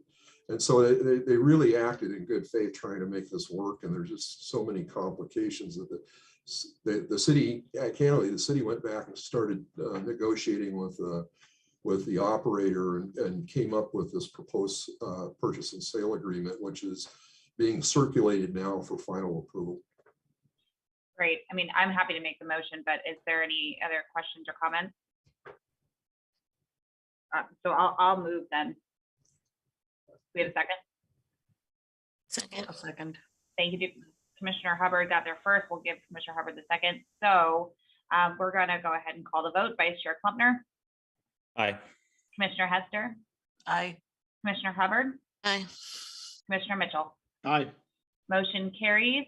I'll add my vote in favor. Motion carries unanimously. Thank you, everybody. Next up is item 110. The Housing Commission's proposed fiscal year 2023 budget. The phone line is now open for public comments about item 110. Please call 833-610-2513 to be placed in the queue. There were no written public comments submitted regarding this item. However, again, that number is 833-610-2513. We'll take any comments after the staff presentation, which comes from Suket Dayal, the Executive Vice President of Business Administration and Interim Chief Financial Officer, and Christelle Vanderwent, the Director of Finance. Whenever you're ready. Thank you, Chair Benvenuto, and still a good morning to all commissioners. I'm Suket Dayal, Executive Vice President of Business Administration and Interim Chief Financial Officer. With me is Christelle Vanderwent, our Finance Director. We presented a workshop on the budget at our last board meeting, and today we're seeking your approval on the San Diego Housing Commission's fiscal year 2023 annual budget. Next slide, please. So we'll start with an overview of our proposed fiscal year 23 budget, highlight some key deliverables. Next, we'll dive into our funding sources and then conclude with the proposed uses of funds. Next slide, please. And the next. This year, we're proposing a budget of $595 million. The budget we're presenting to you today is based on conservative estimates and continues to advance our programs that have a positive impact on the lives of San Diegans with lower incomes or those experiencing homelessness. Next slide, please. A quick look back at previous budgets. Our proposed budget for fiscal year 23 of $595 million does reflect a slight decrease from last year's budget. One of the biggest differences, last year's budget included nearly $70 million in beginning fund balance, and that was due to the ongoing rental assistance payments for the Housing Stability Assistance Program. As you know, we're working with the city to apply for a state cash flow loan program that will provide funds to help more qualifying households in fiscal year 23.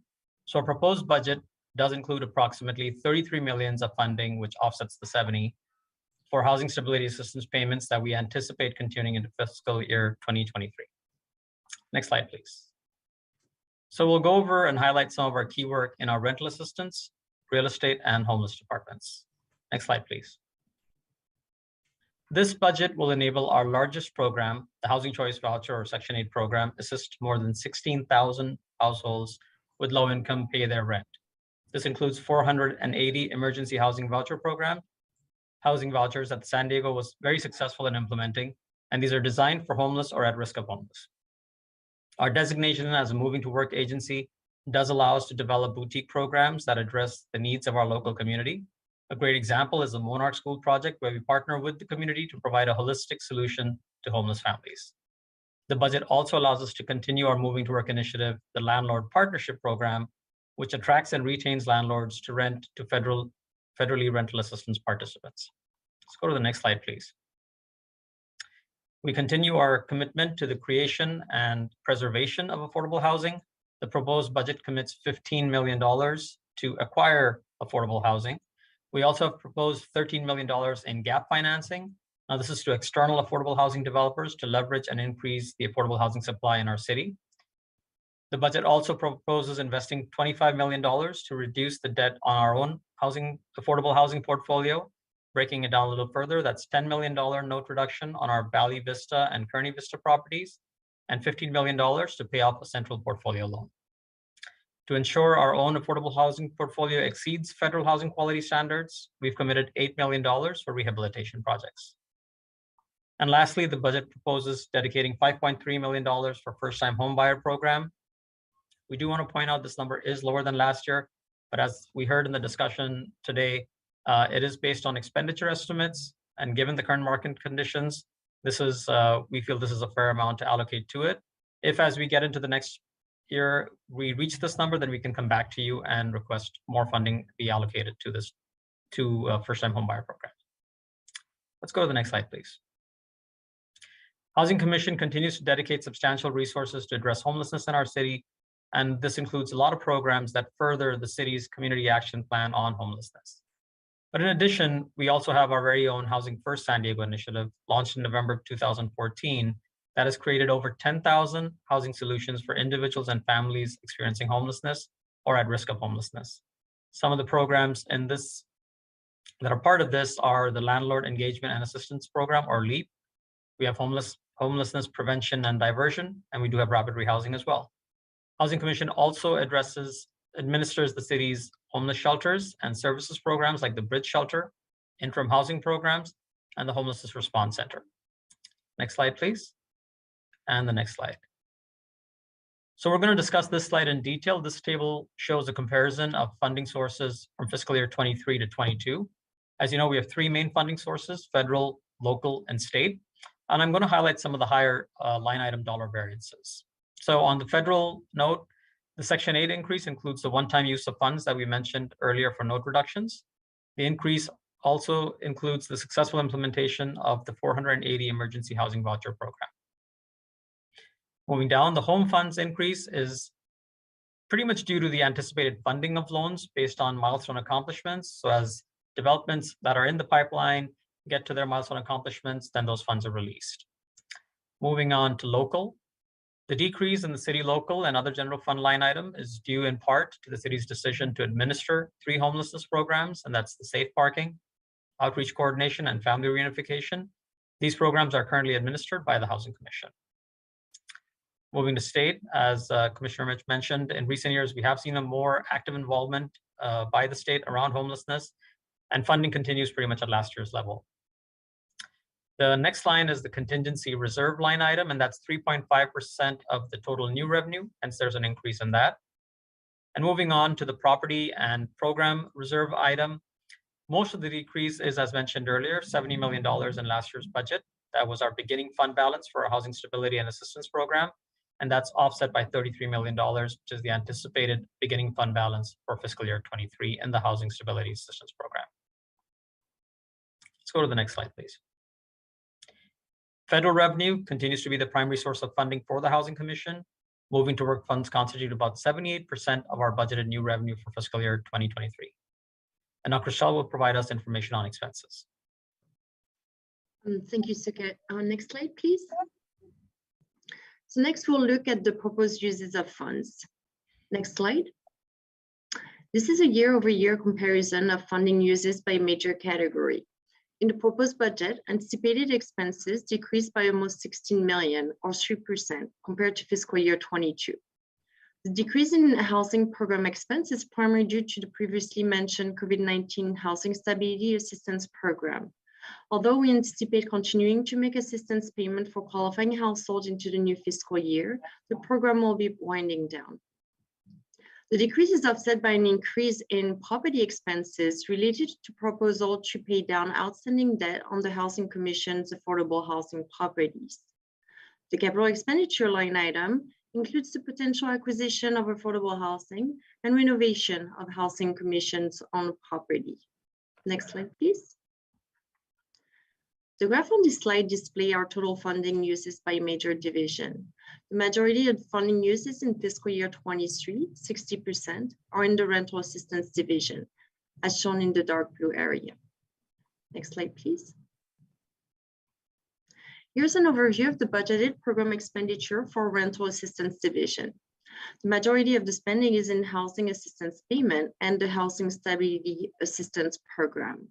The remaining funds are allocated towards programs such as the Landlord Partnership Program, the Guardian Scholars Program with San Diego State University, and the Housing Commission's Achievement Academy, which help program participants become more self-sufficient. Next slide, please.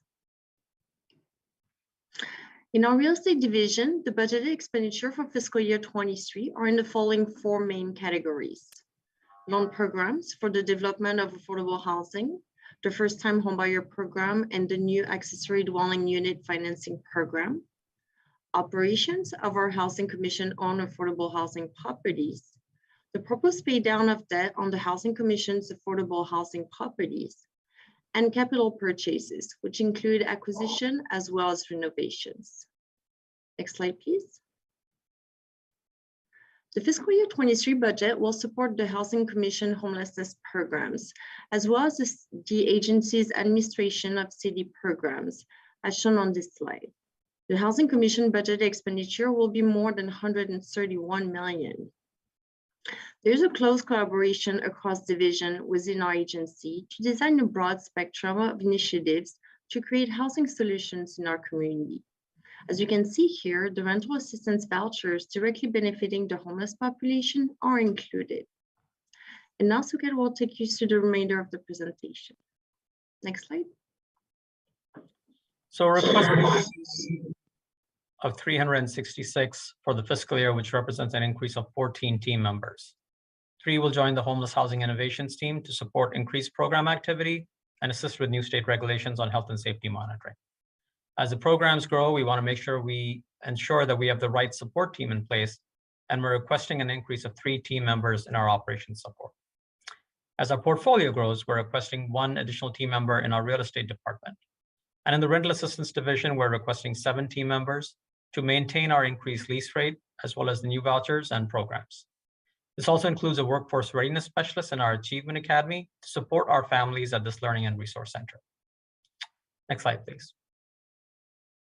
So in conclusion, we'd like to request your approval for our proposed fiscal year 2023 budget in the amount of $595 million. We're here to answer any questions. Great, thank you, everybody. Do we have any callers on this item? There are no callers on this item. Thank you. Commissioner questions or comments?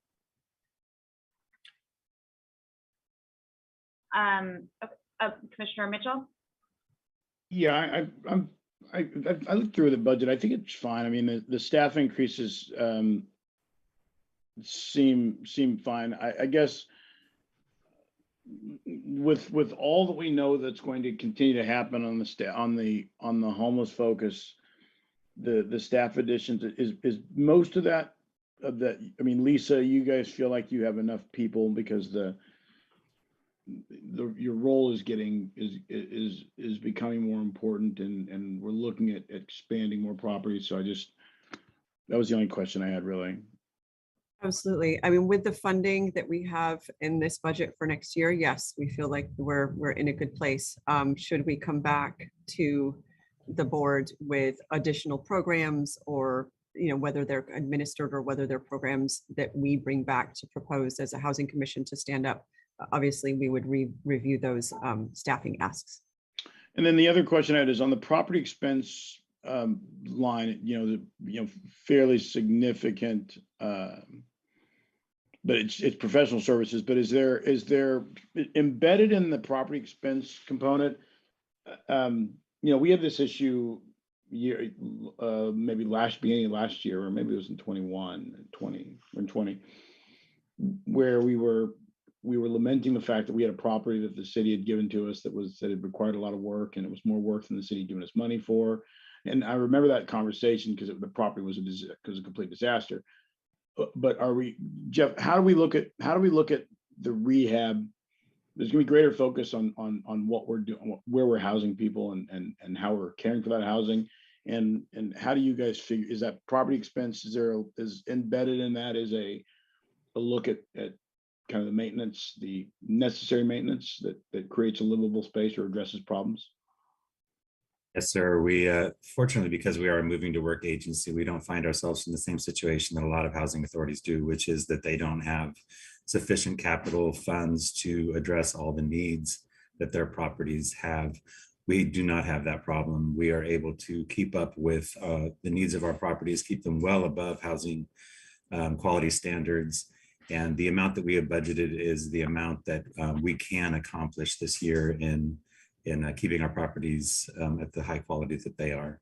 Okay. And so the anomaly that we had in 2020 with you remember the project up in the court.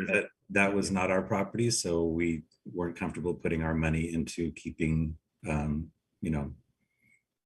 into bringing it up to standards. Okay. That's it for my questions, Madam Chair. Thank you, Commissioner Mitchell. I have just a couple of questions. Similar to the property expenses, in this budget, are we folding into any anticipation of letting go of any real estate because staff are going to be remote, or is it a TBD determination? We have a boatload of space that staff would conceivably work from. So we're always exploring options. Definitely, we're going to first look at whatever we're leasing out, and then look if we can consolidate that. And then we are going to explore what we can do with space that we cannot get out of. What else can it be repurposed for? Great. Looking forward to hearing more about that. And with the pipeline, so there was money set aside, and I didn't write down the specific numbers. I'm sorry. So I was trying to jot my notes.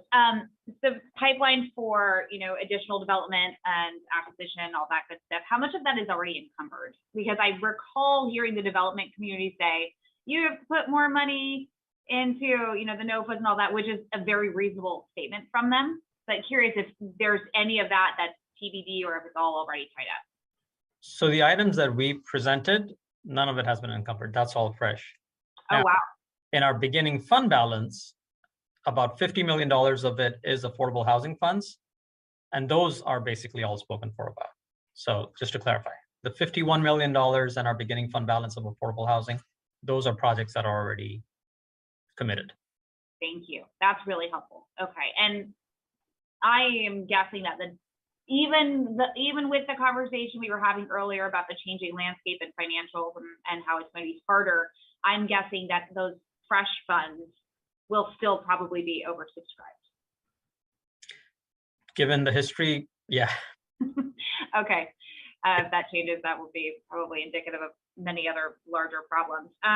And I just wanted to give the staff credit for balancing. I think when we look at this, it's, if you took the budget versus how we spend our time in our meetings, that overwhelming majority that is spent on our very robust Section 8 program, again, kudos to NonAgenda for just making that go without question. Very important to remember that what's left, that chunk that's left, is often not as flexible as we would like to think it is, demanding that we go after this or that or whatever. So kudos to you all for finding a balance amongst new programs and Section 8 and homelessness and first-time home buyers and all of that. So glad to see this. Is there any other questions or comments from staff or from commissioners or staff? Vice Chair Clement. Yeah, I thank you to the two of you for the questions. That was helpful. I do have a couple questions about on the revenue side, about the programs that are leaving the commission. I believe it's the safe parking lots, the family reunification, and was it the coordinated outreach? Coordinated outreach, correct. And I guess this is the best place to ask about those. Although, I mean, since they're leaving, I mean, it's related to the budget, but my questions are almost more operational. How is that transition going to work? Will the staff, I know that the family reunification is largely administered or has been by the downtown partnership. In the other programs, will the staff that work on that be carried over to the city? So the all three, the safe parking programs, the family reunification, and the coordinated outreach are all contracted out. Coordinated outreach is contracted out to PATH, or at least this particular grant that the city is proposing to transfer back is contracted out to PATH.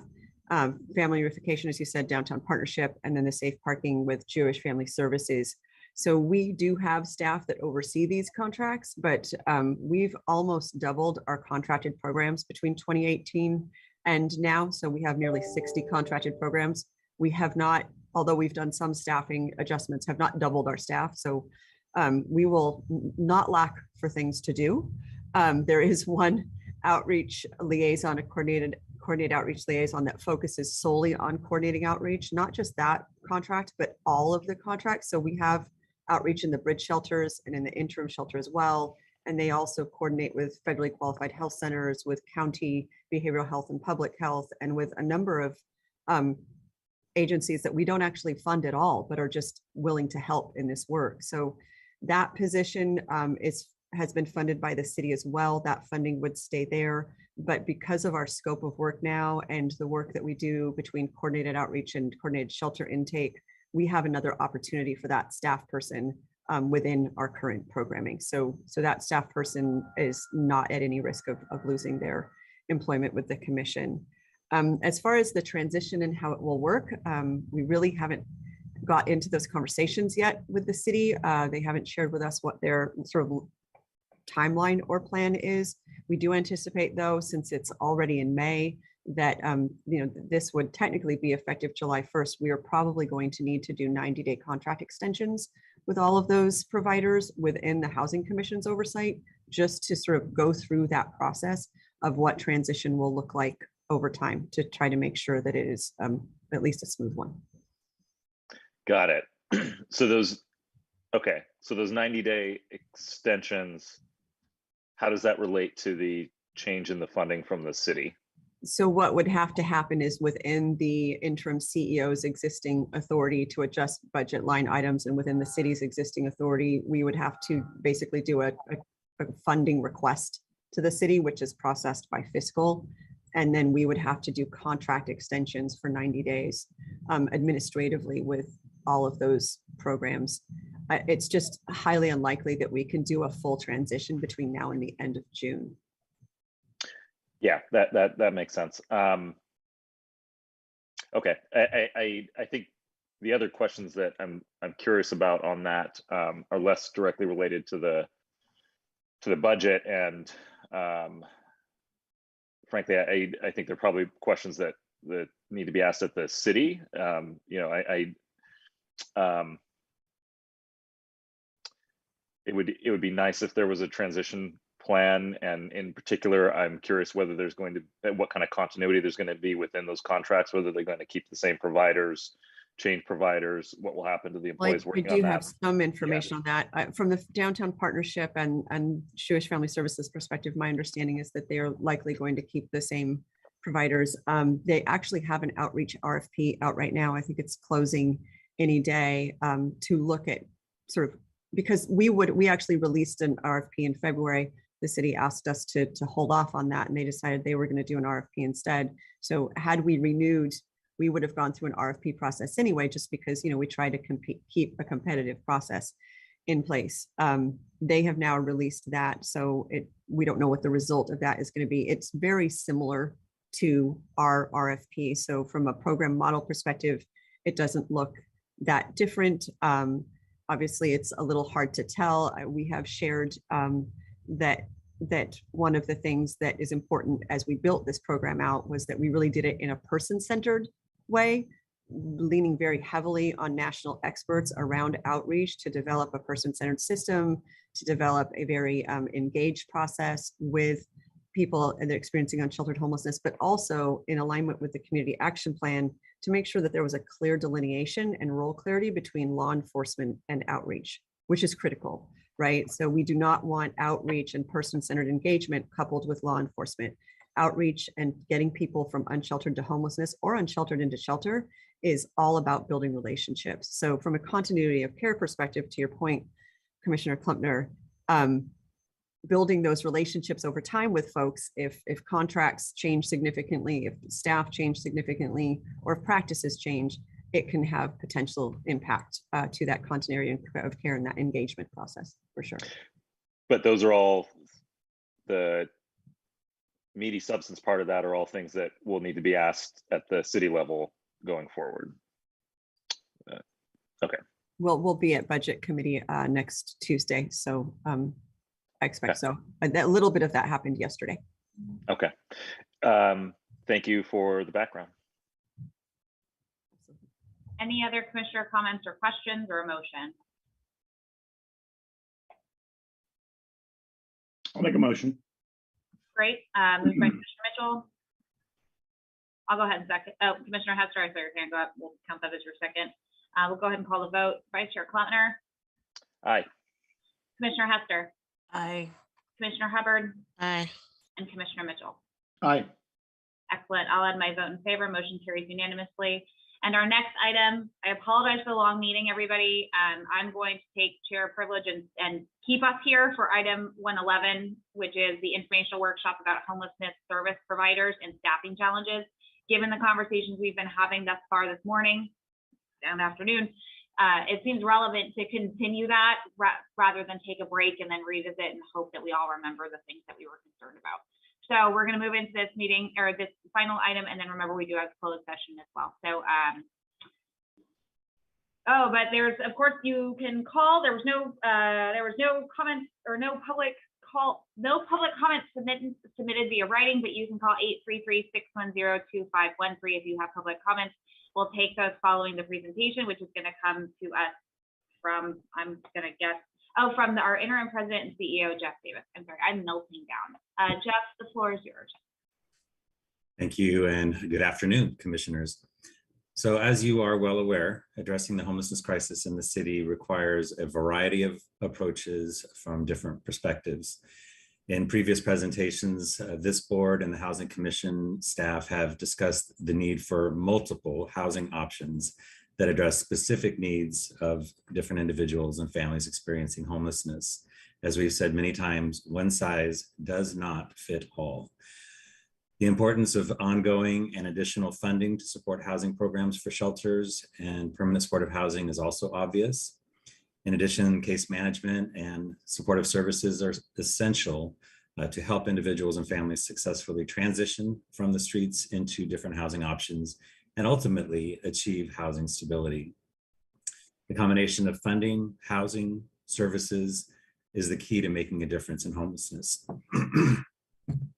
The outreach workers, the case managers, housing specialists, housing navigators, behavioral health specialists, and so many others who work on the front line are really the linchpins that make the crisis response system viable.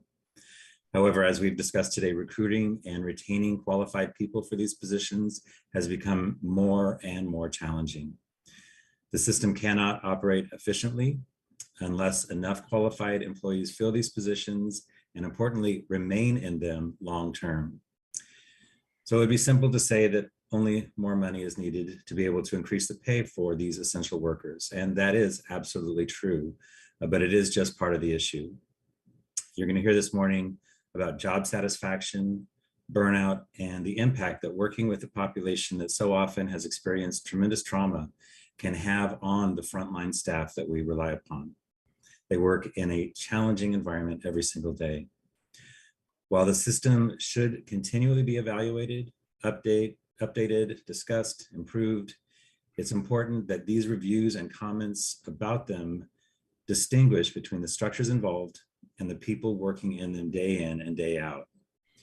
Acknowledging them for the work that they do will help with the job satisfaction and morale as they continue to come face to face with those daily struggles of individuals, families, children experiencing homelessness. So I'm going to now ask Lisa to begin our presentation about those challenges that the homeless sector is experiencing locally related to staffing. And she'll also talk about some of the initiatives that the Housing Commission has been undertaking in order to mitigate those challenges. Lisa?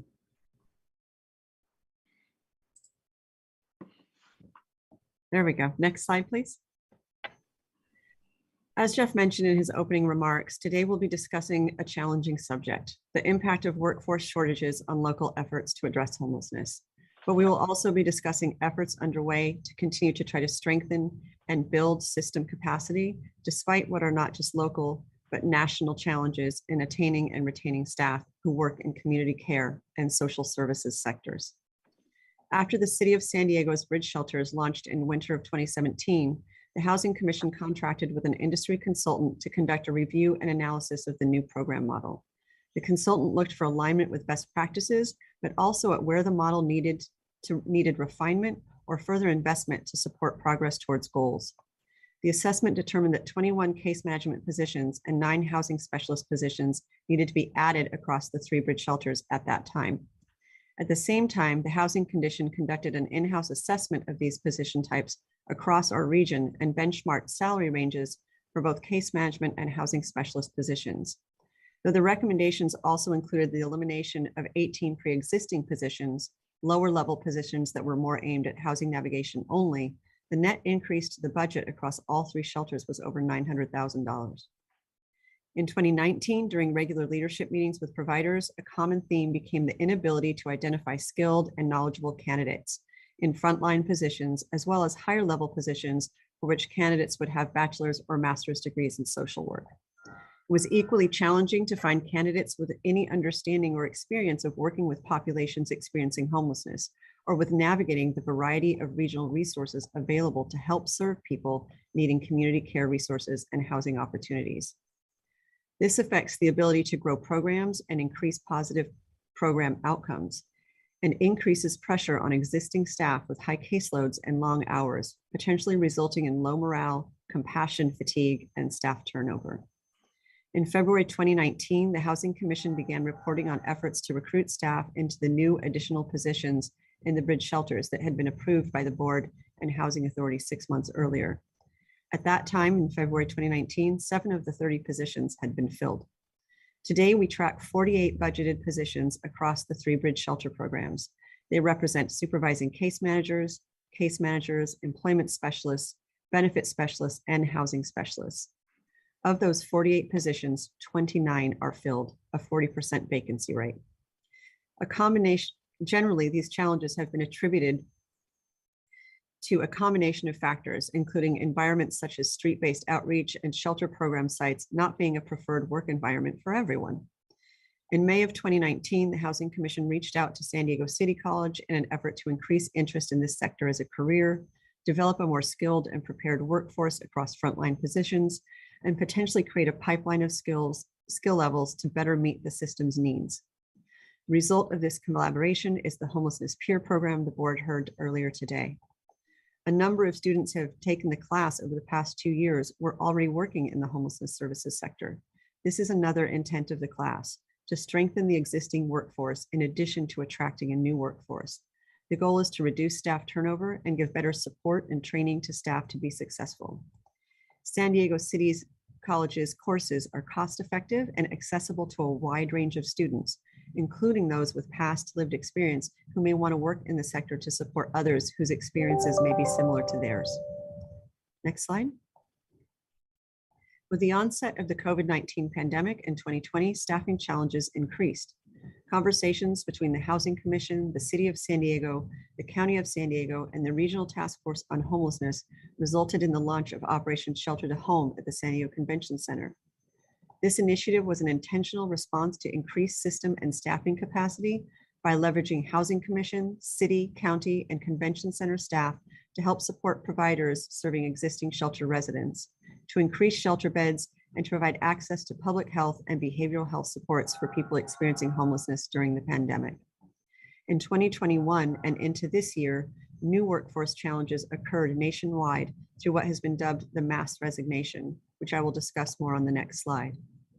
After years of challenges in the community health and social work sectors, 2 years of high-intensity work situations for frontline staff have had significant impacts on the homelessness sector, with increasing challenges to recruit and maintain skilled staff.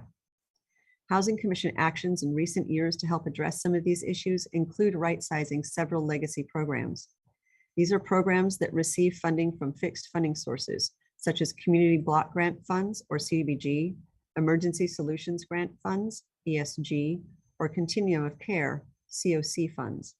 The majority of the legacy programs had not seen any budget increases, even to keep pace with cost of living, since their inception. Some of these programs had been in operation since before 2010. Through additional city affordable housing funds, Alpha Project Family Shelter received a funding increase of approximately $300,000 in 2019 to right-size staff compensation and increase staffing positions that provide direct client services. As noted in an earlier presentation today, over the past 2 years, Housing Commission and city staff have worked with PATH to right-size the Legacy Connections Housing Interim Shelter Program, increasing compensation and staffing positions. The actions the board took today support the Housing Commission's and the city's efforts to add 15 additional beds and continue to right-size existing contracted beds for that program. Another legacy program, Father Joe's Village's Interim Shelter, which will be presented to the board for renewal next month, has also seen budget adjustments to help right-size caseloads and funding. Next slide. Workforce challenges are occurring locally, regionally, statewide, and across the country. In a housing market as competitive as San Diego's, challenges include attracting a skilled workforce, maintaining it locally, and not losing skilled staff to lower cost jurisdictions. The Workforce Report Card, a brief published by the National Association of Social Workers in November 2015, projected a shortage of nearly 200,000 social work positions nationwide by 2030, and an anticipated shortage of over 33,000 positions in California alone. Much has changed since this brief was published, but the projections are significant. In addition, the United States Bureau of Labor Statistics reported that in 2021, over 47 million Americans voluntarily quit their jobs. Researchers continue to explore the reasons for these significant numbers. and many have re-entered the workforce, but not necessarily in the same sectors. A recent Pew Research Center survey also determined that of the workers surveyed, 63% of those who quit a job in 2021 cited low pay as a reason. 63% said they had no opportunities for advancement, and 57% said feeling disrespected at work was a reason they quit. The survey further identified that some 53% of employed adults who quit a job in 2021 said they have changed their field of work or occupation at some point in the past year. Workers younger than age 30 and those without a postgraduate degree are especially likely to say they have made this type of change. In a recent commentary published online by the Voice of San Diego, Akila Templeton of Veterans Village of San Diego, Bob McElroy of Alpha Project, Deacon Jim Vargas of Father Joe's Villages, and Hanan Scrapper of PATH wrote of similar concerns in our local sector. They said frontline staff are often being driven by a passion for social change and helping others, yet these staff working in some of the hardest jobs our city has to offer are often paid low wages. Further, Hanan Scrapper shared that PATH's interim housing staff participated in a critical incident stress debrief group facilitated by a doctoral level licensed clinical supervisor. The clinician found that the group's experiences largely resembled those of first responders, such as disaster workers, healthcare workers, social workers, and other high-risk occupations. These homelessness service sector leaders shared that as we approach the 2-year mark of the pandemic, critical services staff are burning out more than ever before, leaving behind the positions they once loved for less meaningful work that better pays the bills. Staff who stay on are being stretched thinner and thinner, unable to fully operate at the capacity that the pandemic, our neighbors in need, and our city expect of them. The Harvard Business Review recently published an article and findings about the deeper complexities of the worker shortages. Their analysis articulated that though record numbers of workers did quit their jobs in 2021, what we are living through is in fact not just short-term turbulence provoked by the pandemic. It is a continuation of a long-term trend of rising quit rates that began more than a decade ago.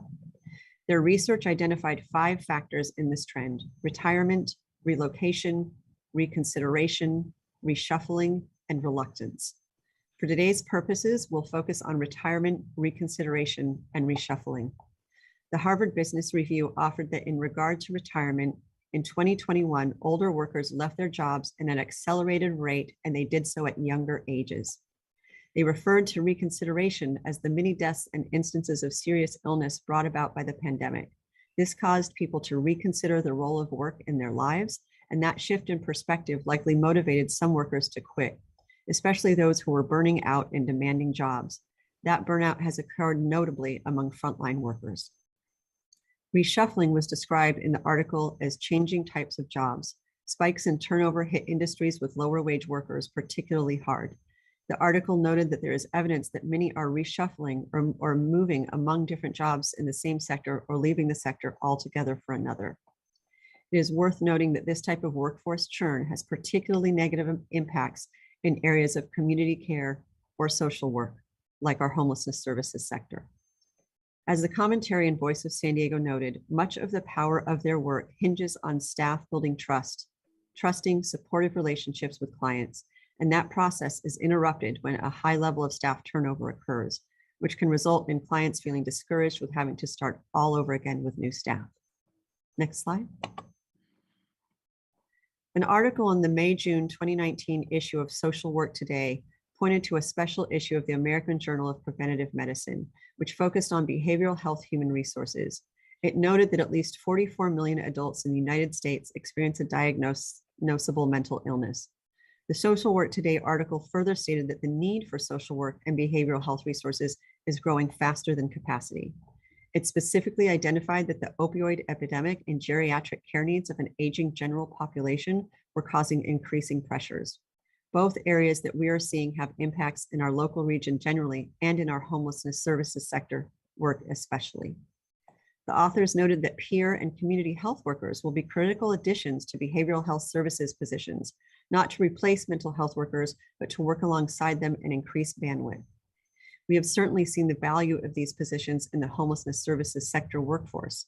but increasing demand for these types of positions in the behavioral health workforce may result in increased competition for this more entry-level and critical staff positions.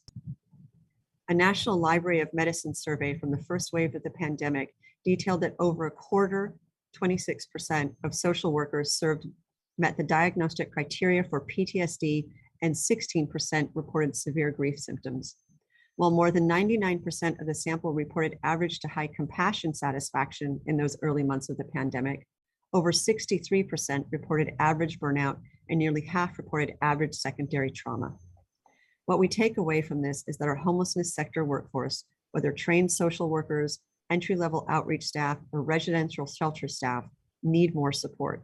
And the service providers alone can't fill that need, particularly with limited and restricted funding. As we discuss these challenges locally, state-level advocates and policymakers are expressing similar concerns. A Cal Matters article in January of this year quoted Farah McDade Ting, a senior legislative representative with the California Association of Counties, who said, "We have all this money. Can we really do this if we don't have the people?" But research and briefs on this issue, both regionally and at state and national levels, have identified that compensation alone cannot solve the problem, though it is a critical component.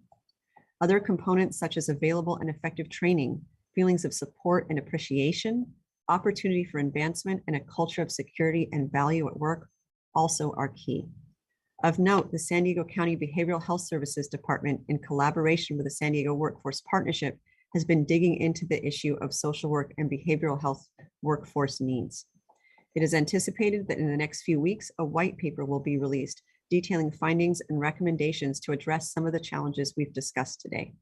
Housing Commission staff look forward to this pending analysis and how we may be able to align our own efforts with those potential recommendations. Next slide. Let's look in more depth at our own homelessness sector workforce challenges. Our administrative team that oversees both Housing Commission and city-funded contracts looks at vacancy rates in our system on a monthly basis. We look at shelter, outreach, services such as storage and day services, and other programs, including rapid rehousing. Across our shelter and outreach programs, as of March 31st, there is a 25% vacancy rate. There is a 6% vacancy rate in day services programs and a 22% vacancy rate across rapid rehousing programs, as mentioned earlier today. Notably, the highest percentage of staff vacancies, with a vacancy rate of 35%, is in direct services positions in the shelters. These include case managers, housing specialists, and residential coordinators. Next slide. Looking ahead and discussing current efforts, we want to frame them within the context of the Community Action Plan on Homelessness for the City of San Diego. Though the efforts to build capacity in 2018 and 2019, including the Homelessness Peer Program, began prior to the action plan's acceptance at City Council, those efforts, as well as our current initiatives, align with the foundational strategies of the action plan: to implement a systems-level approach, to create a client-centered homelessness assistance system, and to improve the performance of the existing system. Next slide. As we look to strengthen existing workforce and build capacity, we want to implement initiatives that are informed by the voices and experiences of frontline staff and provider leadership. The Housing Commission has held regular meetings with provider leaders in the past years.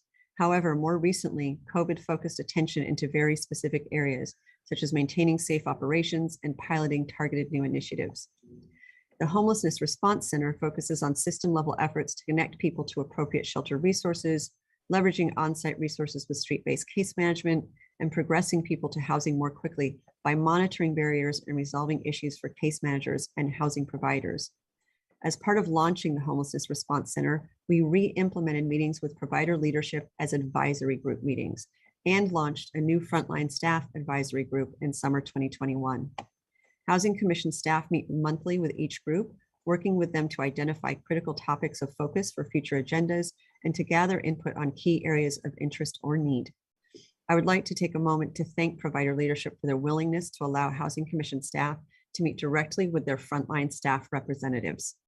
I especially thank the frontline staff advisory group members for providing such valuable input and having candid conversations with us on the challenges of the work, but also the creative ways they and their agencies take care of themselves and their peers, and for the great compassion and caring they show in their daily efforts.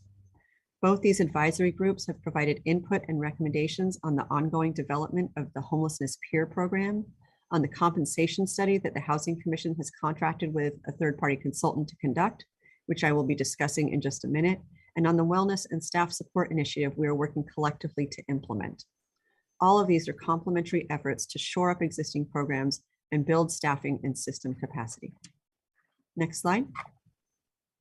As the board just approved the continuance of the peer program, I will not go into too much detail here. However, I will note that peer is an early and core component of our efforts to respond to challenges shared by providers and help create a pipeline of current peer students and peer alumni.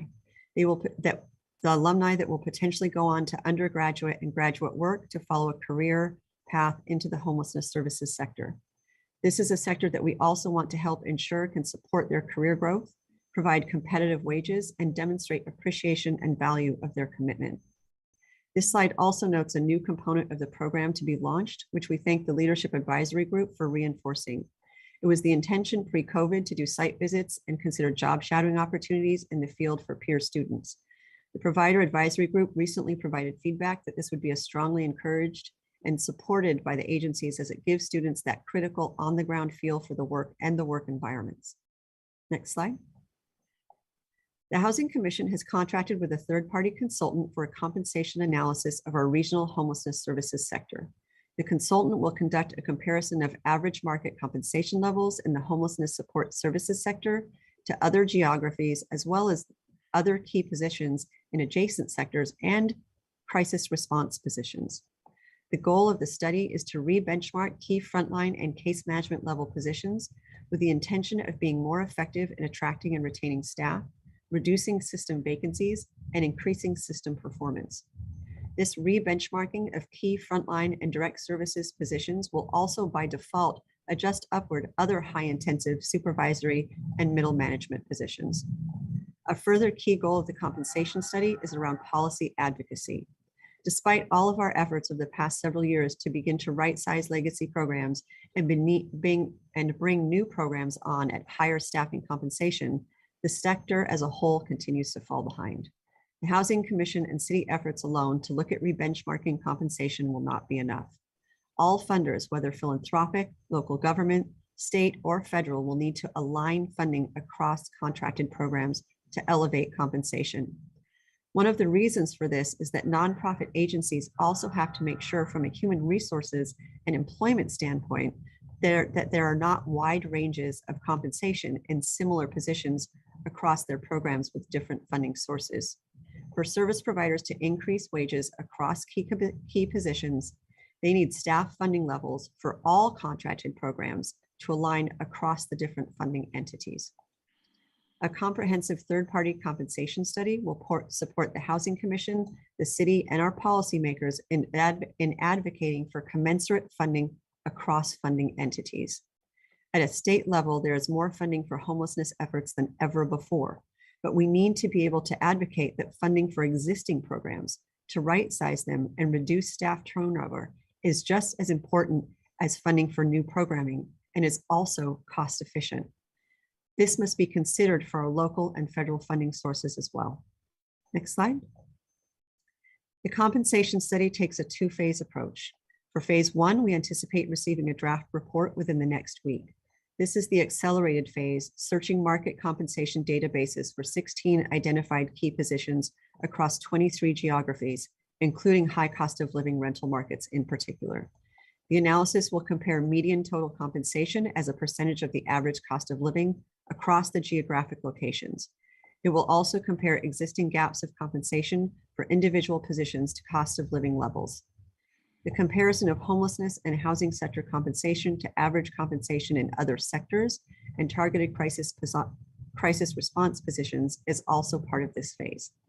The outcome of phase one will be an initial benchmarking of key positions throughout the sector and scaled recommendations to remain competitive over time, not just within our sector, but to adjacent sectors as well. The Housing Commission is working with LaSar Consulting and Moss Adams Consulting for this effort. Next slide. Next, we will leverage the phase one analysis to identify targeted areas of focus for phase two. Phase 2 will also include targeted outreach to peer organizations to collect additional information. This will include non-cash compensation benefits and development of a staff survey and analysis of existing available data, analysis of ancillary and non-traditional benefits, and employment resources. It will also leverage the feedback received from a staff survey that is currently under development through our wellness initiative, which we will cover on following slides. Anticipated outcomes of Phase 2 are final benchmarking of key positions throughout the sector, establishing pay ranges per key position types, and extrapolating across main positions at supervisory and middle management levels. This phase also will include identification of opportunities to enhance workforce morale and retention through non-traditional benefits, employment resources, and providing final reports and analysis to support future years' budgeting and policy advocacy efforts. Next slide. As Housing Commission staff met with the frontline and provider leadership advisory groups over the past year, we have had repeated conversations around burnout, health and wellness, and what is often referred to as self-care. Our partnership with Professor Makapoye and Professor Cosio at San Diego City College School of Social Work has helped inform and support the concept of a wellness initiative for the homelessness services sector to further efforts to support the industry in strengthening and retaining a workforce.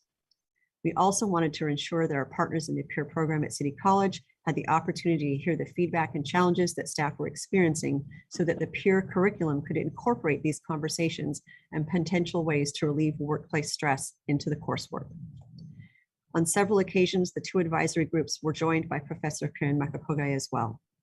She has helped us frame the conversations around wellness and assisted in eliciting initial feedback that helps the Housing Commission, with the input of the Frontline Advisory Group, to develop a survey for frontline staff. The intent of the survey is to better inform the Commission and provider leadership about the staff needs and challenges locally and what types of responses and resources could strengthen staff's level of workplace enjoyment and engagement, personal wellness, and stress reduction.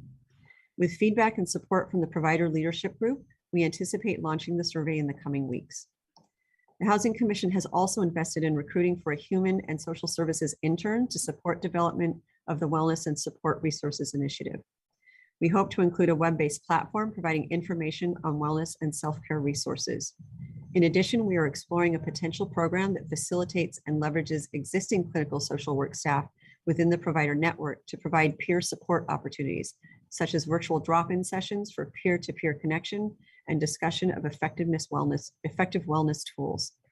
We will also be considering the feasibility of leveraging community resources and/or contracting for trainings and other resources to support wellness activities.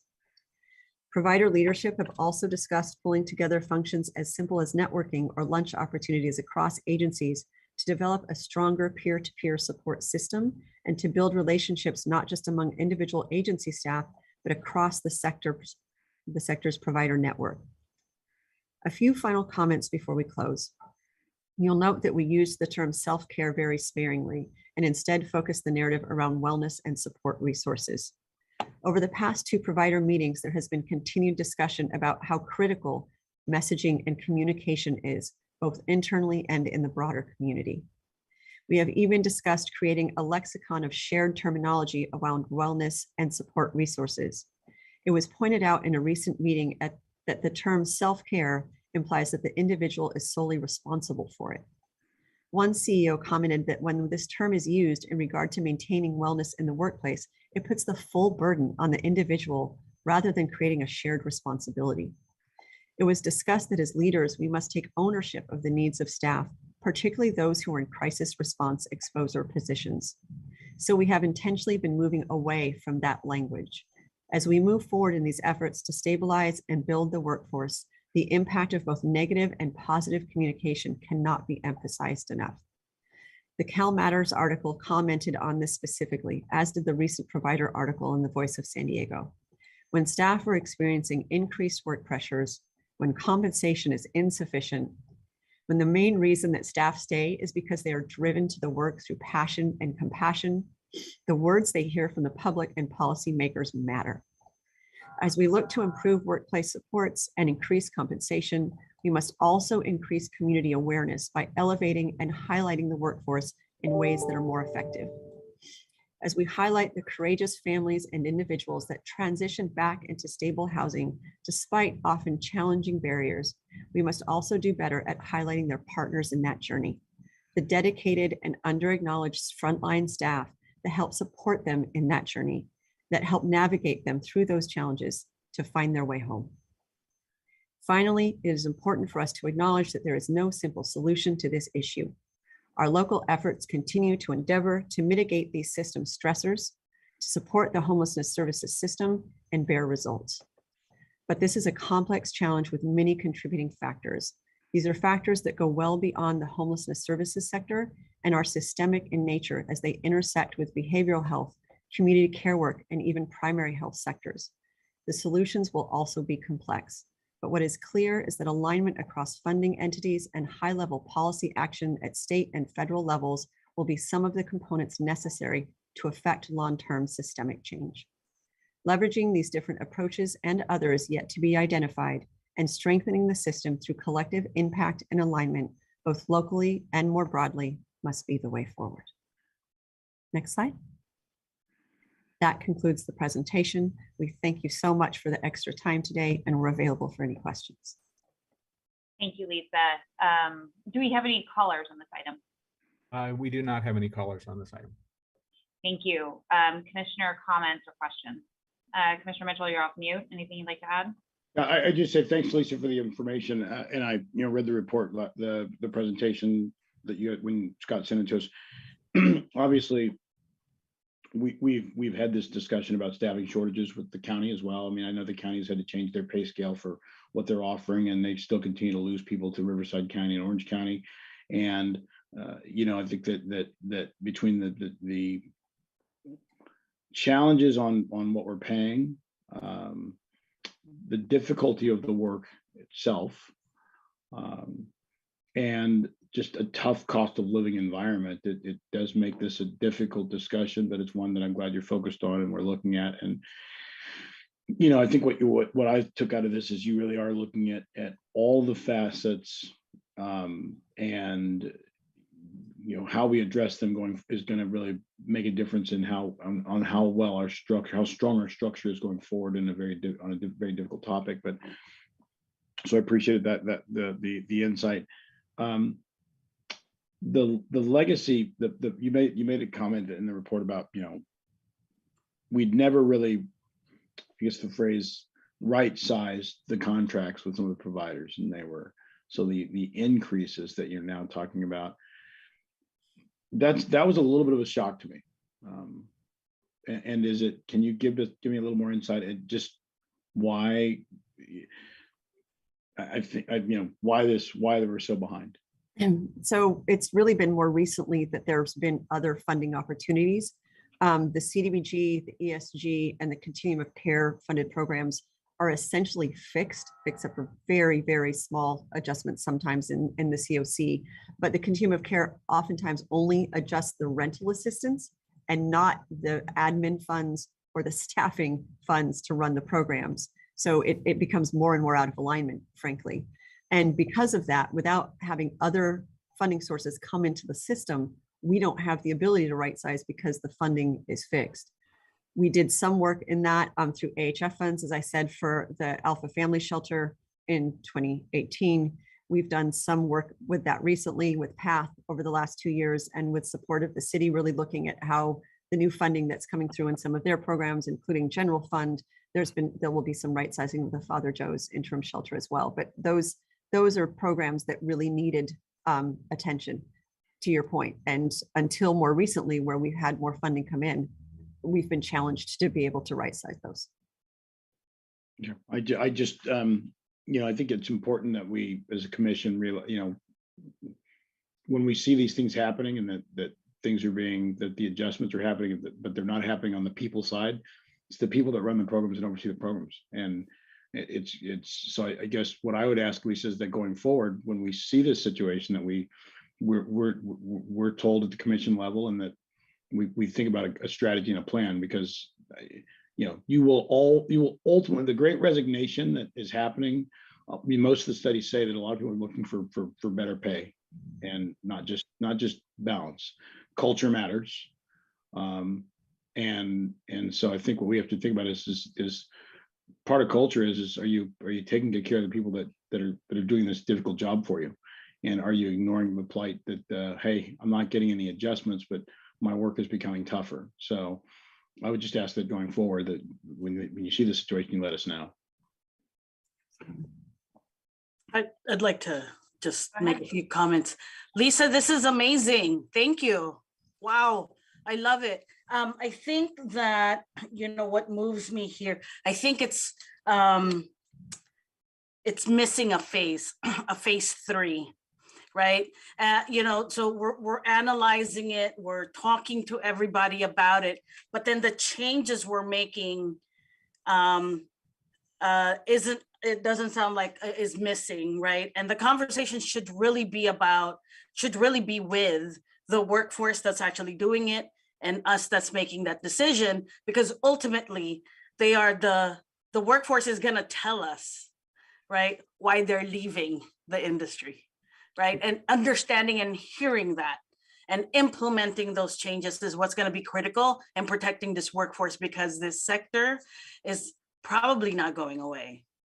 Yeah, absolutely. As the industry, as our housing crisis continues and squeezes people out of their homes. So I think a real conversation about what, with the workers, right? Are we engaged with the social workers union here? Or are they part of the conversation? Like, what can you talk about a little bit about that? I have not, we have not had direct engagements with the social workers union. We have a representative group across 12 different providers, which is a number of providers across our sector of frontline advisory staff that are the liaisons for their peers. And so we work with that advisory group on a monthly basis. They're actually giving us input, and that's who Corinne has worked with as well. And they've been helping us develop that survey, which will actually be pushed out much broader than that advisory group. It will go out into those agencies.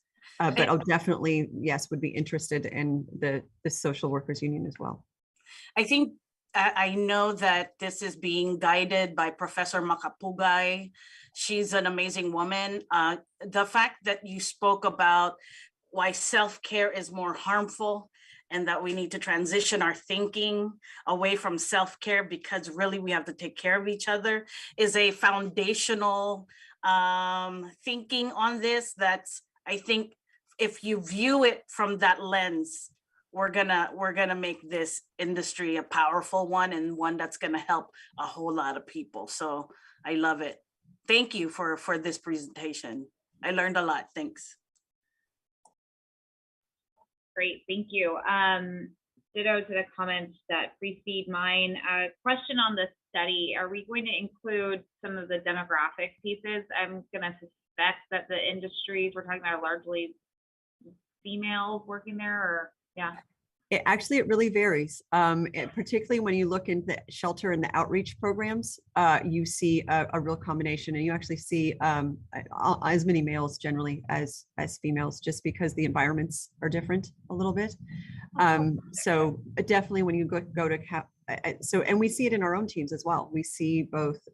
We have a pretty broad demographic in regards to who we're employing and who we're seeing as workforce in the sector, but definitely we'll be looking at that as well. And, we cannot talk about this without talking about that equity lens as critical, right? Because, part of lifting people out of poverty is making sure that they have the funds to go beyond just making their basic, rent payments, right? They have the ability to build wealth.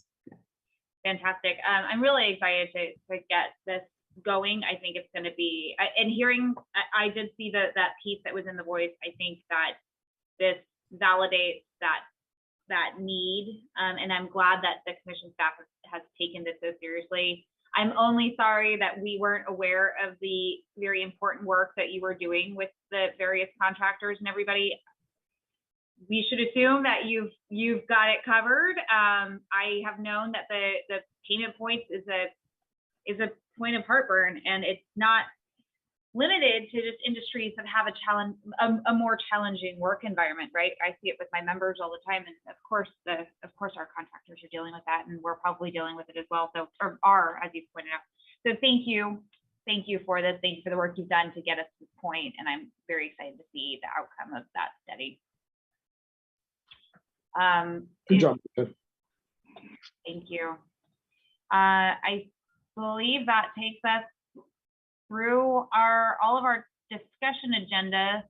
So we're going to go ahead, and that was an informational item, so there's no action required. The Housing Commission Board will now convene in closed session. The phone line is open for public comments about the closed session agenda, and that phone number is 833-610-2513. Please call, be placed in the queue. There were no written public comments submitted for closed session, but that number is 833-610-2513. While we wait for this, Mr. Christensen, will you please announce the closed session agenda for this afternoon? Yes, I will, Madam Chair. The Housing Commission will meet in executive session to discuss its closed session agenda, which includes Roman numeral 4A, conference with labor negotiators. Item 4B, conference with real property negotiators. And C, conference with legal counsel - anticipated litigation. In addition, as we're now waiting to see if there's any public comment, as soon as the 90 seconds is up, we're free to go into closed session. Great, thank you. Scott, please let us know when the time's concluded. Will do. It's about 30 seconds left. Great.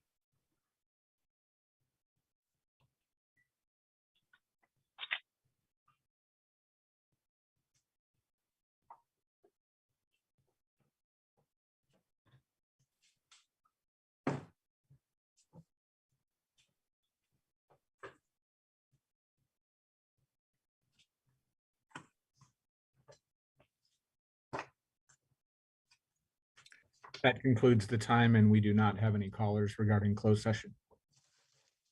Excellent, thank you. I just exited out of my script again. Let me help. Thank you. The commission will now convene in closed session.